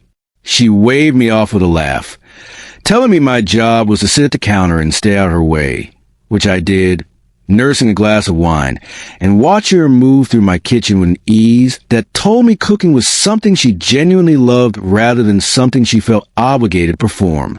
She pulled ingredients from the pantry and refrigerator with quick, sure movements, humming under her breath the way she'd been humming for the entire week leading up to the contract, and within a few minutes the kitchen filled with sound. The sharp sizzle of oil hitting a hot pan, the rhythmic chop of her knife against the cutting board, the low bubble of something simmering on the back burner that smelled like it was going to be worth every minute of the wait. The smell built slowly and then all at once, layers of it stacking on top of each other until the whole downstairs carried the warm, rich scent of a proper home-cooked meal. Onions and garlic softened first, then deepened with spices I recognized only vaguely. Cumin and something warmer underneath it, a tomato base simmering down into something thick and glossy on the stove. She worked on a second dish alongside the first, something sweet, and the kitchen filled with an entirely different smell toward the end of it, sugar caramelizing, a warm dessert taking shape in a shallow pan she pulled from the oven with a towel wrapped twice around her hand, setting it aside to cool while she plated the main course. Sophia had left the dining table set before she went home for the evening, candles already placed at the center though unlit, and Liza carried the dishes through herself, arranging everything with a care that told me she put more thought into this than a simple Tuesday dinner usually warranted. We sat down across from each other, the food steaming gently between us. And for a moment neither of us moved to eat, both of us just looking at the spread she'd built with her own hands. "This looks incredible," I said, and meant it completely, the smell alone enough to make my mouth water. "Eat then," she said, smiling, but instead of picking up her own fork first, she reached for mine, tore off a small piece of flatbread she'd made, folded around a bite of the main dish, and held out toward me across the table the way she had that day in the office break room weeks earlier. I leaned forward and let her feed me, the taste hitting exactly as good as the smell had promised, rich, warm, seized with a hand that clearly knew what was doing. And when I swallowed and met her eyes again, I found myself doing something I hadn't planned on doing, hadn't done for another person in longer than I could easily remember. I tore off a piece of the same bread, folded it the way she had, and held it out to her in return. "Will you marry me?" The silence that followed stretched long enough that I could hear the hum of the air conditioning, the faint sound of traffic filtering up from the street 12 floors below. Liza's hands, which had been holding a folder against her chest, went completely still. Her fingers didn't move at all, frozen mid-motion like the question itself had physically stopped time inside that office. Her mouth opened slightly, no sound coming out at first, her eyes wide, in search of my face for some sign that she'd misheard, that this was a joke, that the world hadn't just tilted sideways without any warning at all. "What did you just say?" She finally managed, her voice thin, disbelieving, each word coming out slow and careful like she was testing whether the sentence would hold together as she said it back to me. "I need to marry someone," I said, keeping my voice level, deliberately calm, the same steady tone I used when a room full of nervous investors needed someone to sound like the ground wasn't actually shifting under them. "There's a deal I mentioned before, international worth billions, and their board won't sign without proof of a stable marriage behind me. I have 2 days left before that window closes permanently. I've spent the entire weekend trying to think of another way around it, and there isn't one. So you're asking me," she said slowly, still visibly working to catch up with the sentence, "to marry you because of a business deal?" "Yes," I said. "Let me explain the terms before you answer anything." This wouldn't be a real marriage in any sense beyond paper. Legal, on record. Exactly what Whitmore's board needs to see, but structure contained 6 months and no longer. A contract marriage. Once the deal is secured and stable, we file for a clean, quiet dissolution, and you walk away from it exactly as free as you are right now. In exchange, name whatever you want. Money, property, whatever figure makes this worth your time, I'll pay it without argument. She stared at me for a long moment, and I watched something complicated move behind her eyes. Not quite anger, not quite hurt. Something more layered than either of those. Something built out of every betrayal she'd survived before ever walking into my life. I understood, watching her, that I just handed her a proposal that could easily read as one more powerful man trying to buy something he had no right to ask for, especially delivered less than a week after she'd finally clawed her way free of one man who treated her like property. I braced myself for her to say no. I would have understood it completely if she had. "I don't want your money," she said instead, and her voice is steady by now, some of the shock giving way to something firmer underneath it. "The job you already gave me, that was more than anyone else offered me when I had nothing. That's enough. I don't need a fortune on top of it. Liza, this is a significant ask. You should let me compensate you properly for her." "I said I don't want it," she said again, sharper this time, cutting cleanly through my sentence, and I stopped talking and let her finish. She set the folder down on the edge of my desk, and when she spoke again, her voice had gone quiet but absolutely unshakable, every word placed with the precision of someone who had clearly already decided exactly where her boundaries needed to sit before she ever agreed to anything. "If I do this," she said, "there are conditions, not requests. Conditions." She held my gaze steadily across the desk, and I found myself sitting up straighter, without meaning to, giving her my full attention in a way I usually reserve for the most serious negotiations of my career. There will be no physical relationship between us. None. Not now. Not in 6 months. Not under any circumstance this contract creates. "Understood," I said. "I'm not finished," she said, and something flickered behind her eyes that told me this next part mattered to her more than anything else she was about to say. "We will never share a bed. Not once for the entire 6 months. I don't care what the paperwork says. I don't care what appearances need to be maintained for outsiders. Separate rooms, always. If 2 people sleep in the same bed night after night, feelings find a way in whether you plan for them or not, and I am not doing this so that something can grow out of it that neither of us actually asked for. This is a contract. I need it to stay a contract, in every practical sense, or I can't agree to it at all." I sat with that for a moment, letting the weight of it settle fully before I answered, aware of exactly how much courage it must have taken her to lay out terms as firm to the man who signed her paycheck. Aware, too, of the deeper wound sitting underneath every word of it. A woman who trusted a husband completely and been thrown out into a storm for it, now building walls thick enough that no amount of proximity could ever put her in that position again. "Agreed," I said, holding her gaze steadily across the desk, letting her see that I meant it completely, that there was no hidden negotiation happening underneath the word. Every condition, no exceptions. Something eased slightly in her shoulders at that, though the wariness in her eyes didn't fully disappear, and for a long moment neither of us said anything else. The silence between us stretched tight with everything we both just agreed to and everything neither of us had said out loud about what it might actually cost us to hold those boundaries for 6 full months. The move happened faster than I expected, once the paperwork for the contract had been signed and quietly filed. Liza spent Tuesday afternoon back at the company apartment packing what little she'd accumulated there over the past month. Not much, in the end. A life still mostly rebuilding itself from nothing, but enough that it took her the better part of the day to fold everything into 2 suitcases and a handful of boxes. I sent a car for her rather than going myself, some instinct telling me it would feel less loaded that way, less like I was rushing her into something she hadn't fully caught her breath from yet.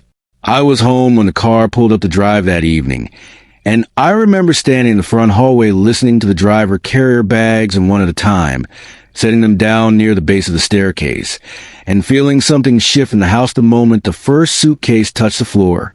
I'd lived in that house alone for years, populated mostly by silence and sound of my own footsteps on hardwood, and even in the weeks Liza had been coming and going as my assistant, staying over during the storm, the space had never quite absorbed her the way it did in that single ordinary moment of watching her bags line up against the wall like they belonged there. There's something about luggage sitting in a hallway that makes a temporary arrangement suddenly look permanent, even when you know full well it has an expiration date built directly into the paperwork. She came in behind the last of the boxes, glancing around the entryway with an expression I couldn't fully read. Not quite nerves, not quite excitement. Something more careful than either, the look of a woman walking into a life she understood was borrowed rather than owned. I showed her to the guest room at the far end of the hall, the same one she'd slept in that very first storm-soaked night, and watched her set her things down slowly, methodically, like she was trying to make the unpacking last longer than it needed to, giving herself time to adjust to the size of what she just agreed to.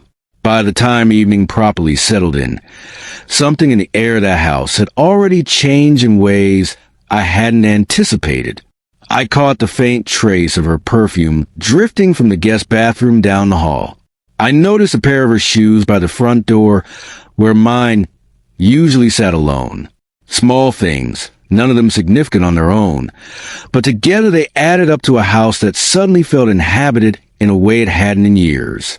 I found myself moving through my own hallways at evening more aware of my surroundings than I'd been in longer than I could remember, cataloging every small sign of her presence like proof that something real was happening even inside an arrangement built entirely on paper.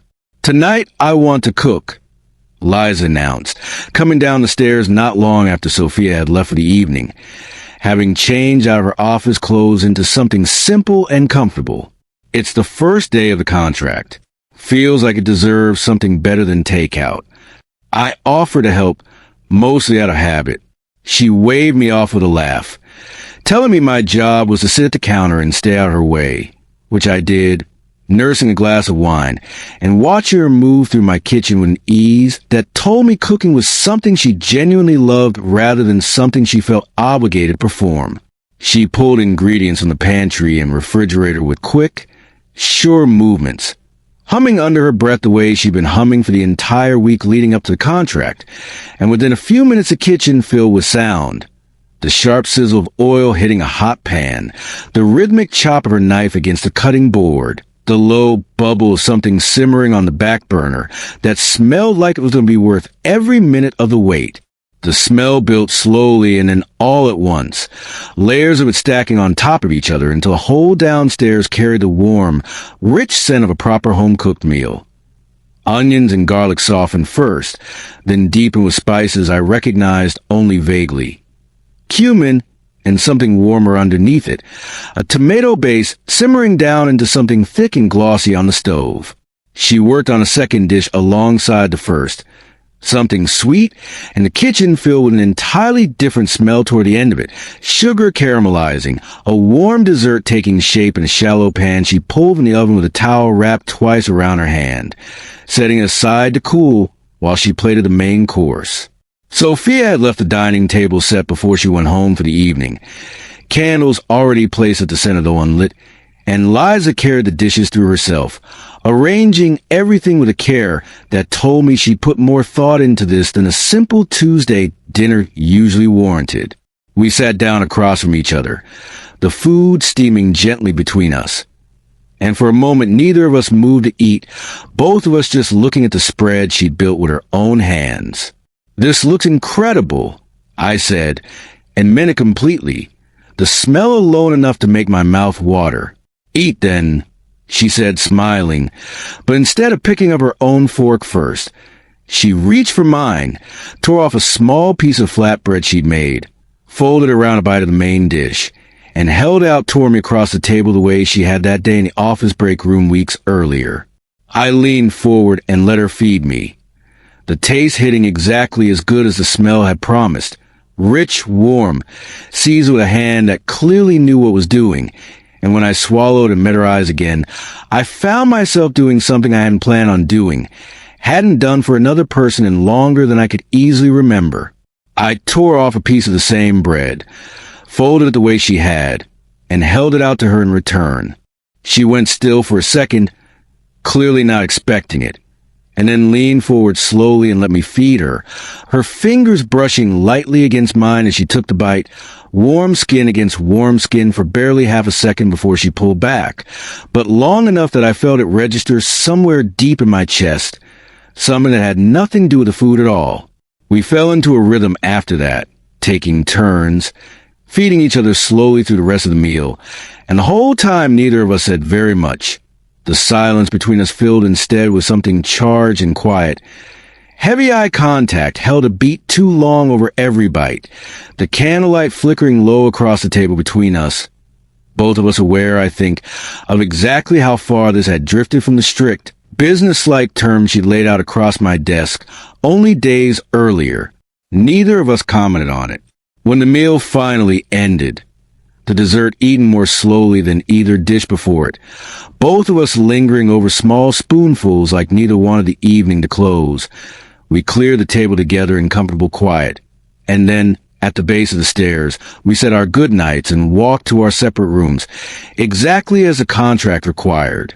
I lay awake a long while after that, staring at my own ceiling, thinking about the warmth of her fingers against mine at the dinner table, and understood, somewhere in that quiet dark, that keeping this arrangement as contained as she needed it to be was going to be considerably harder than either of us had accounted for when we shook hands on the terms. The next morning brought the meeting we'd built this entire arrangement around. I woke early with a low hum of nerves I hadn't felt before a business negotiation in years. Not about the deal itself, which I prepared for meticulously, but about the woman who was about to walk into that boardroom, beside me, wearing a ring, and a title neither of us had earned the ordinary way.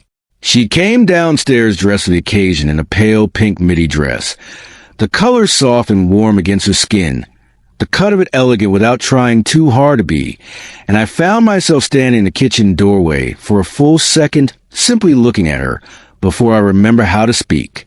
She'd done something different with her hair, left it loose in soft waves around her shoulders, and there was a glow to her that morning that had nothing to do with makeup and everything to do with the quiet confidence she'd built over the past month, standing there in my kitchen as she'd always belonged in it. "Before we go," she said, and there was a slight hesitation in her voice that hadn't been there a moment earlier, "we should look the part completely. Everyone at that meeting is going to be watching for details. If I'm your wife, I should be wearing something that says so." She reached into a small box she'd carried down with her and lifted out a Mangal Sutra, the black beads catching the morning light, and held out toward me. "Will you put it on me?" I stood there for a moment, caught off guard by the weight of the request in a way I hadn't expected to be. I'd built an entire company from nothing, closed deals worth more money than most people see in a lifetime, negotiated with heads of state and hostile boards without breaking a sweat, and yet, standing in my own kitchen holding a string of black beads meant to signify a marriage I knew wasn't real, my hands weren't entirely steady. She turned, lifting her hair off her neck, and I stepped closer, close enough to catch the same clean, faintly sweet scent I'd noticed that first morning in the tent, close enough to see the small pulse point at the base of her throat beating slightly faster than it should have for someone standing perfectly still. I brought the sacred thread around her neck slowly, my fingers brushing against her skin as I worked the clasp close at the back, and I felt her breath catch, soft and quick, the same moment my own pulse did something similar. Neither of us said anything through it. The whole kitchen had gone quiet around us, nothing but the sound of my own hands working the small clasp and her breathing, steady and careful, like she was holding herself very still on purpose. When it was fastened, She turned back around, one hand coming up to touch the beads resting against her collarbone, and looked up at me with an expression I couldn't fully name. Gratitude, maybe, or something more complicated sitting just beneath it. "How do I look?" she asked quietly.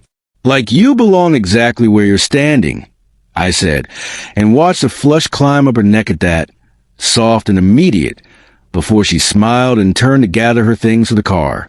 The boardroom that afternoon was full by the time we arrived. Whitmore's representative seated along one side of the long table. Sharp suits and sharper expressions.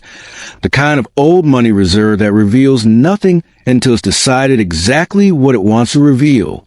Liza walked in beside me with her hand resting lightly on my arm, composed, radiant, every inch the picture of a woman entirely secure in her place. And I watched the room take her in, a small, appraising pause from the eldest of Whitmore's board members before something in his posture visibly eased. She sat through the negotiation not as a silent accessory, but as an active presence, answering a pointed question about our supply chain logistics with clarity and precision that visibly impressed the room, catching a discrepancy in one of the proposed terms that my own legal team had missed, offering it up calmly, without any hesitation, exactly the way she handled every difficult moment at the office. I watched Whitmore's people exchange glances across the table, watched the tone of the whole meeting shift from cautious evaluation into genuine partnership, and understood, watching her work, that she wasn't simply playing the role of my wife in that room. She was making the entire deal better by being in it. By the time we shook hands across that table 2 hours later, the agreement was done, signed, sealed, a partnership worth billions secured on terms more favorable than I'd allowed myself to hope for going in. Whitmore's lead representative thanked us both warmly on his way out, offering Liza a genuine compliment on her sharpness before the room finally cleared, leaving the two of us standing alone amid the scattered papers and empty chairs of a boardroom that had just witnessed the biggest deal of my career close successfully. I watched her across the table as she gathered the last of the documents. Still glowing from the success of it, the Mangle Sutra is still resting against her collarbone, catching the afternoon light through the tall windows, and something sharp and complicated twisted low in my chest at the sight of her. She looked, in every way that mattered, exactly like a woman who belonged in my life permanently, composed, brilliant, radiant, standing in my boardroom having just helped me secure the future of everything I built, and the brutal, unavoidable truth sitting underneath every one of those thoughts was that none of it was real. 6 months, the contract said. 6 months. And then the beads around her neck would come off, and the papers filed today would be quietly dissolved, and she'd walk out of my life exactly as free as she'd walked into it. I still hadn't told her that I knew about Friday. I still hadn't said a single word about the courtroom, about the video, about the divorce I'd watched the judge promise her only days earlier. I stood there in that emptying boardroom, watching her laugh softly at something one of the departing assistants said, and understood that I was carrying 2 secrets now instead of one. The secret of what I'd witnessed in that courtroom, and the secret, heavier still, of exactly how much I was starting to dread the day this contract between us finally came to its end. 5 days folded into 6, and the mansion settled into a rhythm I'd never let myself imagine it could have. Mornings with 2 coffee cups instead of 1. The sound of her moving around upstairs while I dressed for the office. Small, ordinary details stacking up into something that had started to feel less like a temporary arrangement and more like the shape of an actual life. We kept to the terms of the contract exactly as she'd laid them out. Separate rooms every night. No line crossed that shouldn't be. But the space between those boundaries had filled itself in with 1,000 smaller things. The way she started leaving a second mug out on the counter, without being asked. The way I'd started checking twice that Sophia had made enough for 3 instead of the old habit of 1. That Friday morning came in quiet and gray, the kind of soft early light that makes a house feel suspended somewhere between sleep and waking. I was halfway dressed for the office, running through the morning schedule in my head, when I heard her voice from down the hall, softer than usual, carrying an edge I didn't immediately recognize. "Can you come here? I need to tell you something." I found her sitting on the edge of her bed when I stepped into the room, hands folded in her lap, and something in the careful way she held herself told me this wasn't going to be a passing comment before I left for work. I crossed the room and sat down beside her, close enough that our shoulders nearly touched, and for a moment neither of us said anything at all. The clock on her nightstand ticked through the silence, each second landing louder than it should have a room that had gone that still, and I found myself watching her hands instead of her face, the way her fingers twisted slightly together and then stilled, like she was gathering the courage for whatever came next. "Today is the day," she said finally, her voice low, careful, like she was testing the words before committing to them fully. "My divorce. It's being finalized today. The man who threw me out of my own home. After today, I'm free of him. Completely. Forever." I let the words settle for a moment before I answered, and then, because I could see how much she needed something to soften the weight of that sentence, I let a small smile pull at the corner of my mouth. "Well," I said, "that's going to be a little awkward, since technically you're already my wife." She blinked at me, caught off guard, and then a laugh broke free of her, real, unguarded, the kind of laugh that comes out before a person has fully decided to let it. I laughed too, and for a few seconds of heavy tension the room eased into something lighter, both of us caught in that small shared moment, and I understood, watching her laugh with her shoulders finally dropping from where they'd been sitting near her ears, exactly how much she needed someone to hand her permission to find something funny about a day that had caused her so much fear leading up to it. Once the laugh faded, I let the smile fall away too, and I reached for her hand, holding it steady in mine, because what I needed to say next deserved more weight than I'd given the moment before it. "I already knew," I said quietly. "Last Friday, I had business at the courthouse, and I saw you there, standing with your lawyer. I stayed. I watched the whole thing from the back row, the charges, the video, all of it. I felt her hand tense slightly under mine, and I held on gently, not letting her pull away. I'm not telling you this to make you uncomfortable. I'm telling you because I don't want there to be secrets sitting between us anymore, not about this. And because today I'm coming with you. Whatever this contract says, however many months are left on that paper, protecting you isn't something I'm doing, because it's written into an agreement. It's just what I'm going to do, for as long as you'll let me." I watched her eyes fill, slow and unhurried, tears gathering without falling, and underneath the shine of them I could see something looking back at me that she hadn't said out loud yet, and maybe wasn't ready to, something warm and open and entirely unguarded, love sitting plainly in her expression, even though neither of us had found the courage to name it between us. I could see, too, underneath that warmth, the shadow still living there, the quiet, exhausting calculational woman who trusted deeply once before and paid for in a way that had nearly broken her. I understood that look better than I wanted to. She was comparing me, in that moment, to every version of a man who let her down before, measuring me against a history that had taught her exactly how badly kindness could turn. And even as some part of her clearly wanted to believe what I just told her completely, another part of her was still braced, still waiting for the version of me that would eventually prove her right about all of it. I admired her for that too, strange as it sounds. She hadn't asked me for a single thing beyond the job I'd already given her. Not money, not gifts, not the kind of security a woman in her position could easily have leveraged out of a man in mine. She wanted none of it. She just wanted, as far as I could tell, to be treated like she mattered. And the fact that she'd never once tried to take advantage of everything I could have handed her told me more about her character than almost anything else she could have said. She dressed simply that morning. A plain top, worn jeans. Nothing dressed up for the occasion. And I noticed, stepping into the hallway to wait for her, that the Mangalsutra I'd fastened around her neck for the boardroom wasn't there. She'd left it upstairs. Deliberately, I understood, because today wasn't about performing a marriage for anyone watching. Today was hers alone. We drove toward the courthouse with the windows cracked, Morning traffic thinning out the further we got from downtown. And for the first 10 minutes or so, the mood in the car stayed close to what had been in the bedroom.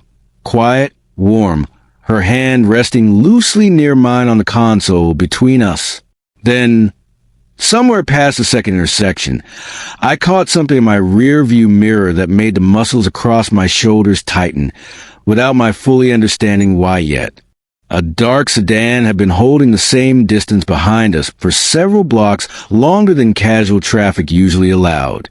I watched it through 2 turns, watched it match our pace exactly when it should have peeled off toward any of the intersections we passed, and a low, cold unease started building in my chest, the kind of instinct I'd learned to trust in boardrooms translating itself into something far more immediate now. I glanced ahead and caught a second vehicle, another dark sedan, easing into position several car lengths in front of us, keeping pace in a way that had nothing accidental about it. "Everything okay?" Liza asked, catching the shift in my posture, my hands tightening slightly on the wheel. "I'm not sure yet," I said, keeping my voice even, though every instinct in me had gone sharp and alert. We came up onto the old overpass a few minutes later. The bridge narrow and mostly empty at that hour, nothing but open road, and a low guardrail on either side dropping toward the ravine below. I felt the tension in my chest climb another notch the second we crossed onto it, boxing on either side by structure with nowhere to peel off, no side street, no exit ramp, nothing but a straight run across concrete, with a car ahead of us and a car behind. The vehicle in front slammed to a stop without warning, brake lights flaring red, and I hit my own brakes hard, tires screeching against the pavement, the seatbelt cutting sharp across my chest as the car lurched to a halt inches from the sedan's rear bumper. My heart was hammering, adrenaline flooding cold and fast in my whole body, and before I could even process the sudden stop ahead of us, I caught movement in the mirror, the car behind us closing the gap fast, sealing off any thought of reversing out or whatever this was. I sat there gripping the wheel, knuckles white, engine still idling, boxing completely on a bridge with nowhere left to go, my mind racing through every possible explanation and landing on none of them that made the cold dread sitting in my stomach any easier to manage. Beside me, Liza had gone rigid, her breath caught somewhere between her chest and her throat, both of us staring straight ahead through the windshield of the car that had no business stopping there. No business at all, unless it had stopped there for exactly one reason. The doors of the sedan ahead of us opened in near-perfect unison. 3 men stepping out onto the concrete, with the unhurried confidence of people who'd planned us down to the minute. I watched them approach through the windshield, my pulse hammering, cataloging everything my mind had grabbed hold in the space of a few seconds. Build, posture, the way one of them kept a hand tucked close to his jacket, like he was carrying something he didn't want visible yet. "Oh, God," Liza whispered beside me, her voice gone thin and airless, her hand finding my arm and gripping hard enough that I felt her nails to my sleeve. "That's him. That's his cousin. And the 2 behind him." Her breath caught, sharp and broken. "They work for his family. I've seen them before. Outside the house once, before he threw me out." "Stay calm," I said, though my own heart was slamming against my ribs hard enough that the words came out rougher than I intended. "Stay calm and don't get out of this car." The front man, mid-30s, heavy-set, moving with a particular swagger of someone who believed he had every advantage in this situation, rapped his knuckles against my window, hard, twice. "Get out," he called through the glass, his voice carrying easily across the empty bridge. "This doesn't need to be complicated. We just need her. You can drive away after." I didn't move. I kept both hands on the wheel, running the geometry of the situation through my head as fast as I could manage. Car sealed in front, car sealed behind, 3 men closing in on my side of the vehicle, and at least 2 more stepping out from a car behind us in the mirror. There was no clean way out of this on the road. No gap to force through. No direction that didn't put us directly in their hands. "She is court today," I said through the glass, buying seconds my mind working faster than my voice could keep up with. A judge is expecting her. If she doesn't show, that's a problem for everyone, including whoever sent you. The man's mouth curled into something that wasn't quite a smile. That's exactly the point, he said. No court today. No court, no divorce. Real simple. That was all I needed to hear. The plot came together in an instant, cold and clear. This wasn't a robbery, wasn't a random act of intimidation. This was calculated, timed precisely to keep her from that courtroom, to stop the divorce before it could ever be finalized. And I understood in that same instant that whatever happened next, we did not have the option of waiting to find out how far these men were prepared to go to make sure she never reached that judge. I glanced left, past Liza's shoulder, out toward the low guardrail and the river running dark and fast beneath the bridge, and made a decision I didn't have time to second guess. Trust me, I said, turning to her, my hand already finding hers. Right now, trust me completely. She looked at me for one fraction of a second, terror and confusion warm behind her eyes, and then, incredibly, she nodded. I threw the door open and pulled her out with me on my side, putting the car itself between the men closing in on us, and didn't stop moving, dragged her at a dead run toward the guardrail, while shouts erupted behind us, footsteps pounding fast against the concrete, someone yelling for us to stop. There was no time to think past the next 3 seconds. I got one arm around her waist, felt her fingers lock into my shirt, and went over the low rail with her held tight against me, the bridge dropping away beneath us as the cold, dark water of the river rushed up to meet us far faster than either of us was ready for. The impact hit like concrete. The cold swallowed every ounce of breath in my lungs the instant we went under, shocking and total, water forcing itself into my ears and up my nose as the current immediately seized us and dragged us sideways with a violence I hadn't anticipated from the surface. I kicked hard, fighting to keep hold of her hand in the churn, my lungs already burning, and broke the surface a few seconds later, gasping, hauling her up beside me, both of us choking and gulping air while the current kept pulling. Swim, I shouted over the roar of the water, and we fought together against the pull of it, angling hard for the far bank, instead of trying to fight the current head-on, my arms burning with every stroke, Liza struggling beside me, but refusing to let go of the small measure of progress we were making. Above us on the bridge, I caught a glimpse of the men at the rail, shouting, one of them already moving toward the bank, but the current had carried us fast and far in a matter of seconds, putting distance between them and them that no amount of running along the shore would easily close. We finally hauled ourselves up onto a muddy bank thick with reeds and low brush, both of us coughing up river water, shaking uncontrollably from the cold, and I didn't let either of us rest more than a few seconds before pulling her up by the arm and pushing us both into the tree line, deep enough that the bridge disappeared behind a wall of green. The forest swallowed the sound of the river almost immediately once we moved far enough in, replacing it with the crunch of undergrowth beneath our soaked shoes and the labored rasp of our own breathing. Liza was shivering hard beside me, her lips already going pale, her arms wrapped tight around herself in a futile effort to hold in whatever warmth her body had left. I pulled her against me as we walked, wrapping one arm fully around her, sharing what little heat I had left in my own soaked clothes, and kept us moving at a steady pace deeper into the trees, putting as much distance as possible between us and the road while I tried to work out which direction gave us the best chance of finding civilization again. I can't feel my hands, she said through chattering teeth, somewhere in the middle of that first exhausting stretch of walking.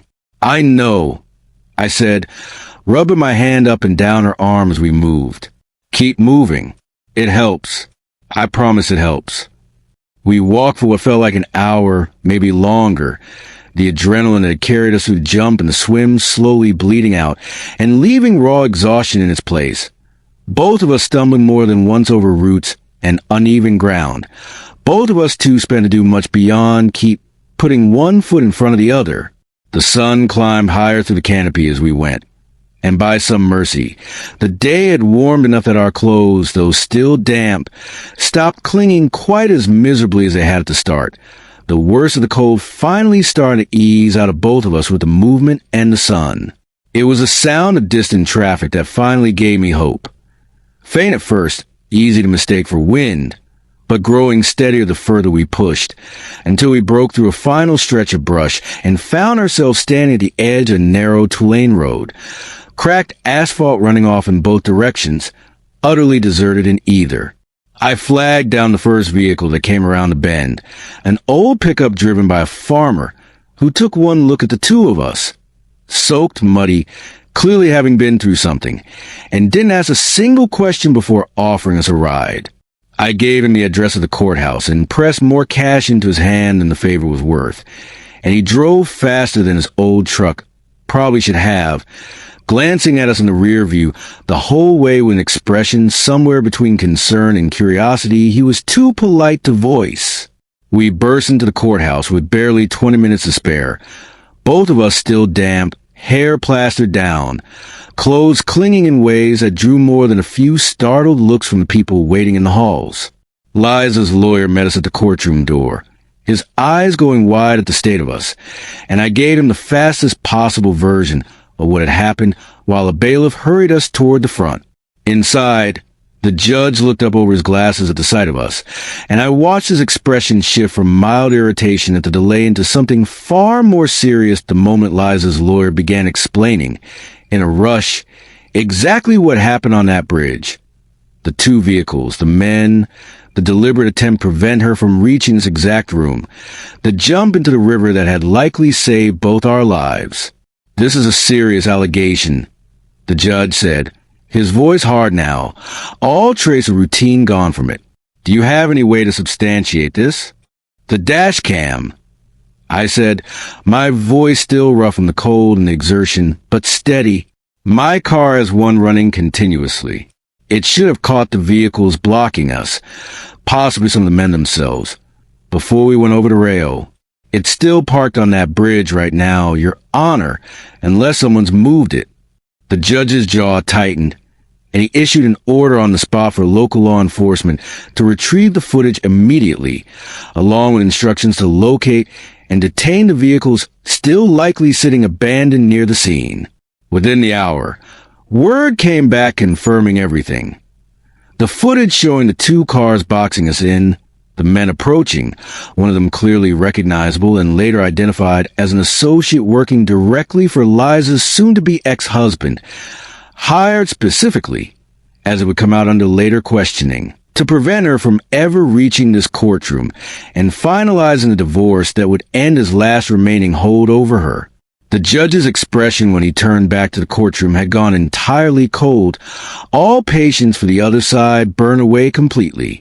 "Given the extraordinary circumstances just presented to this court," he said, "and the clear evidence of an attempt to obstruct these proceedings through intimidation and endangerment, this court has no hesitation in finalizing the divorce decree immediately." He looked toward Liza, his voice softening by a fraction. "You are free as of this moment, fully and permanently."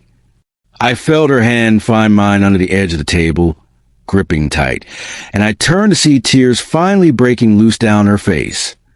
Not fear this time, nothing close to it, just pure, overwhelming relief pouring out her all at once after months of carrying a weight I understood now she'd never fully set down until this exact second. The judge wasn't finished. He ordered an immediate warrant issued for her ex-husband's arrest, citing conspiracy and endangerment charges stemming directly from what happened on that bridge. And within the hour, word came back that officers had picked him up without incident. The man who'd spent months trying to control her finally facing consequences that had nothing soft about them at all. I sat there in that courtroom with my clothes still damp, my whole body aching with exhaustion, watching Liza cry freely for the first time since I'd known her, without a single trace of fear behind it, and felt something settle deep in my chest that had nothing to do with the deal I'd closed days earlier or the company waiting for me back at the office. Whatever this arrangement between us had started as, whatever the paper between us said about 6 months and contracts and clean, Quiet endings, I understood, sitting there holding her hand while a judge read out the final terms of her freedom. That none of it had ever really felt like a contract to me. Not for a long while now. For months. It's strange, looking back on it now, how a span of time that once felt like it would stretch on forever with a strict, clean expiration date attached to it had somehow folded itself down into something that felt like it had barely begun. 2 months remained on the paper Liza, and I had signed in my office that Monday morning, back when the whole arrangement had still felt like a business problem wearing the shape of a marriage. 2 months.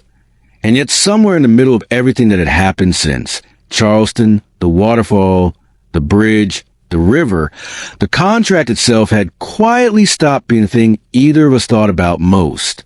What had taken its place was harder to name, though not for lack of feeling it every single day. The house had changed in ways that went far beyond furniture or routine. It had a rhythm to it now. A pulse it hadn't carried in years before Liza walked into it soaked from a storm and shaking with fear over thunder. Mornings started with 2 cups of coffee instead of 1.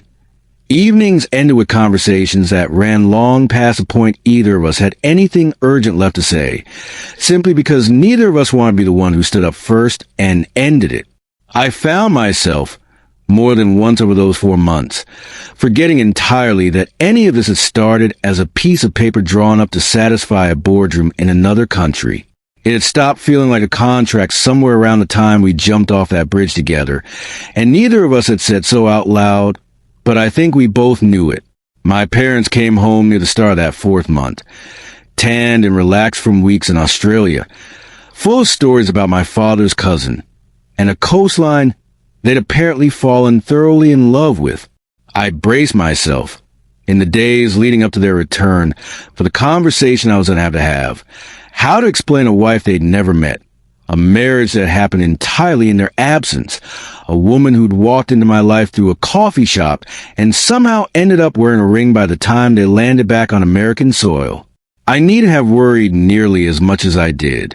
My mother took one look at Liza standing nervously in the entryway that first afternoon and had her wrapped a hug within 30 seconds, already asking a dozen questions at once, already declaring over dinner that first night that she'd never seen me this settled, this at ease in my own home, not in years.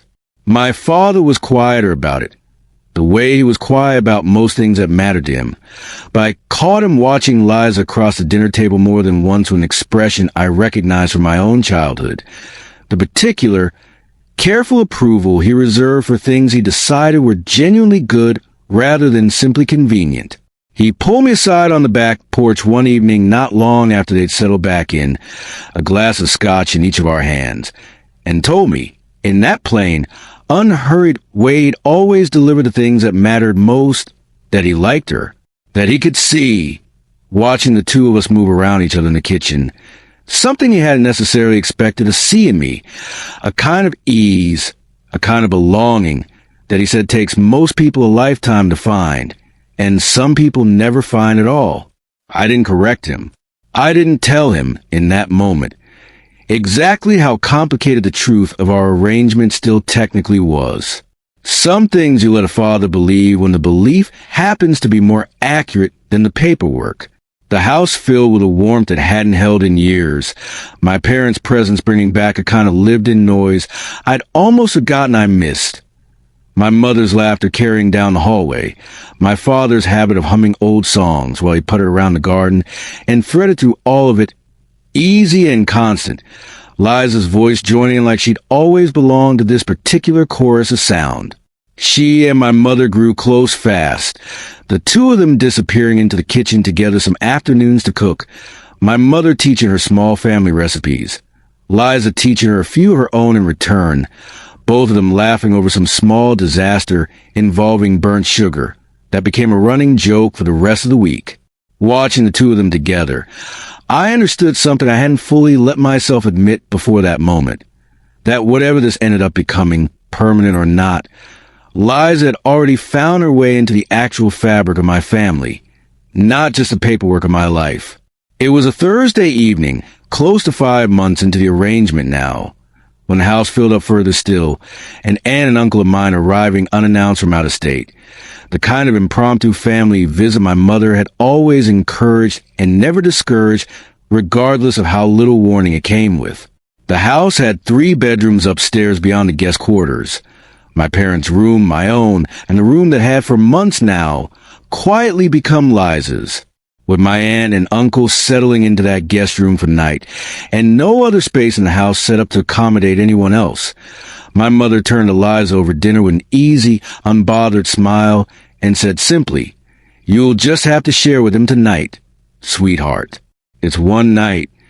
I felt something shift in the air the second the words left her mouth, though my mother clearly meant nothing more by it than the practical solution it obviously was. Liza's eyes flicked briefly to mine across the table, something careful passing between us, and I watched her recover fast, nodding easily, agreeing with lightness that didn't quite reach all the way to her eyes.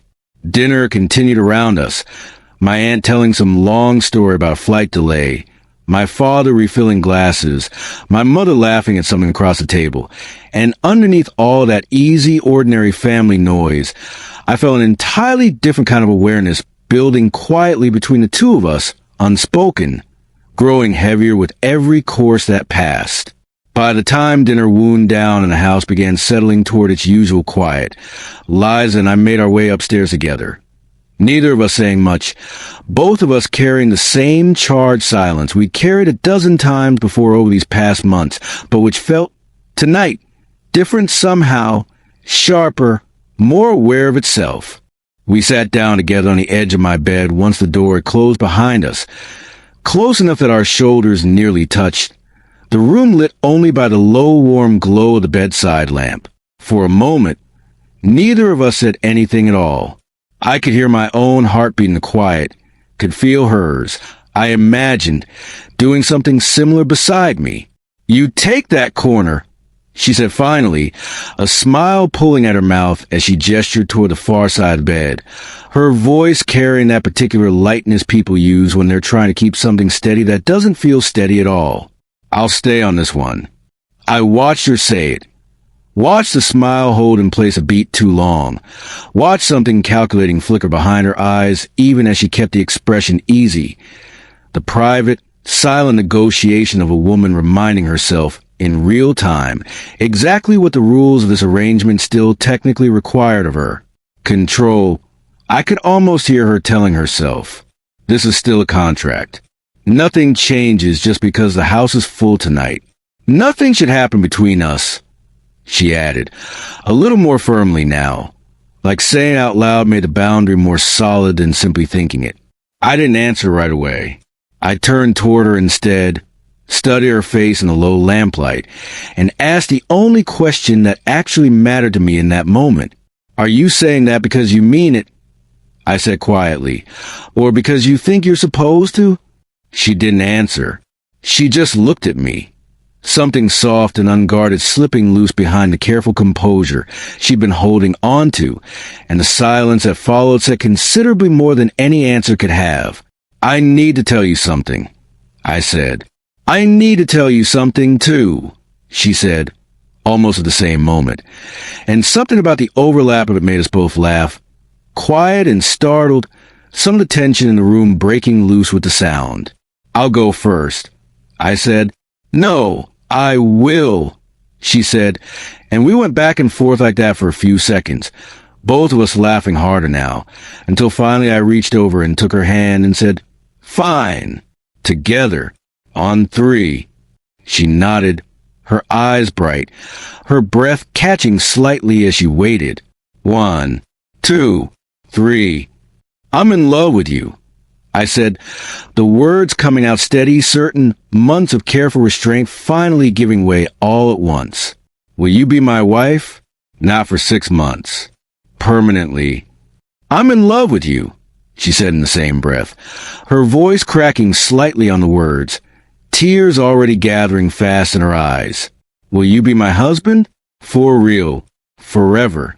The room went completely silent after that, both of us staring at each other, stunned by the perfect, impossible overlap of it, And then she was laughing and cried at the same time, and I pulled her into my arms and held her there, both of us shaking slightly with the sheer relief of finally saying out loud what we'd both been carrying silently for so long. When I asked her softly, my forehead resting against hers, "Did this happen for you? When did you fall?" "The very first day," she said, without any hesitation at all. "In that coffee shop. I just didn't let myself believe it. I couldn't. Why didn't you tell me?"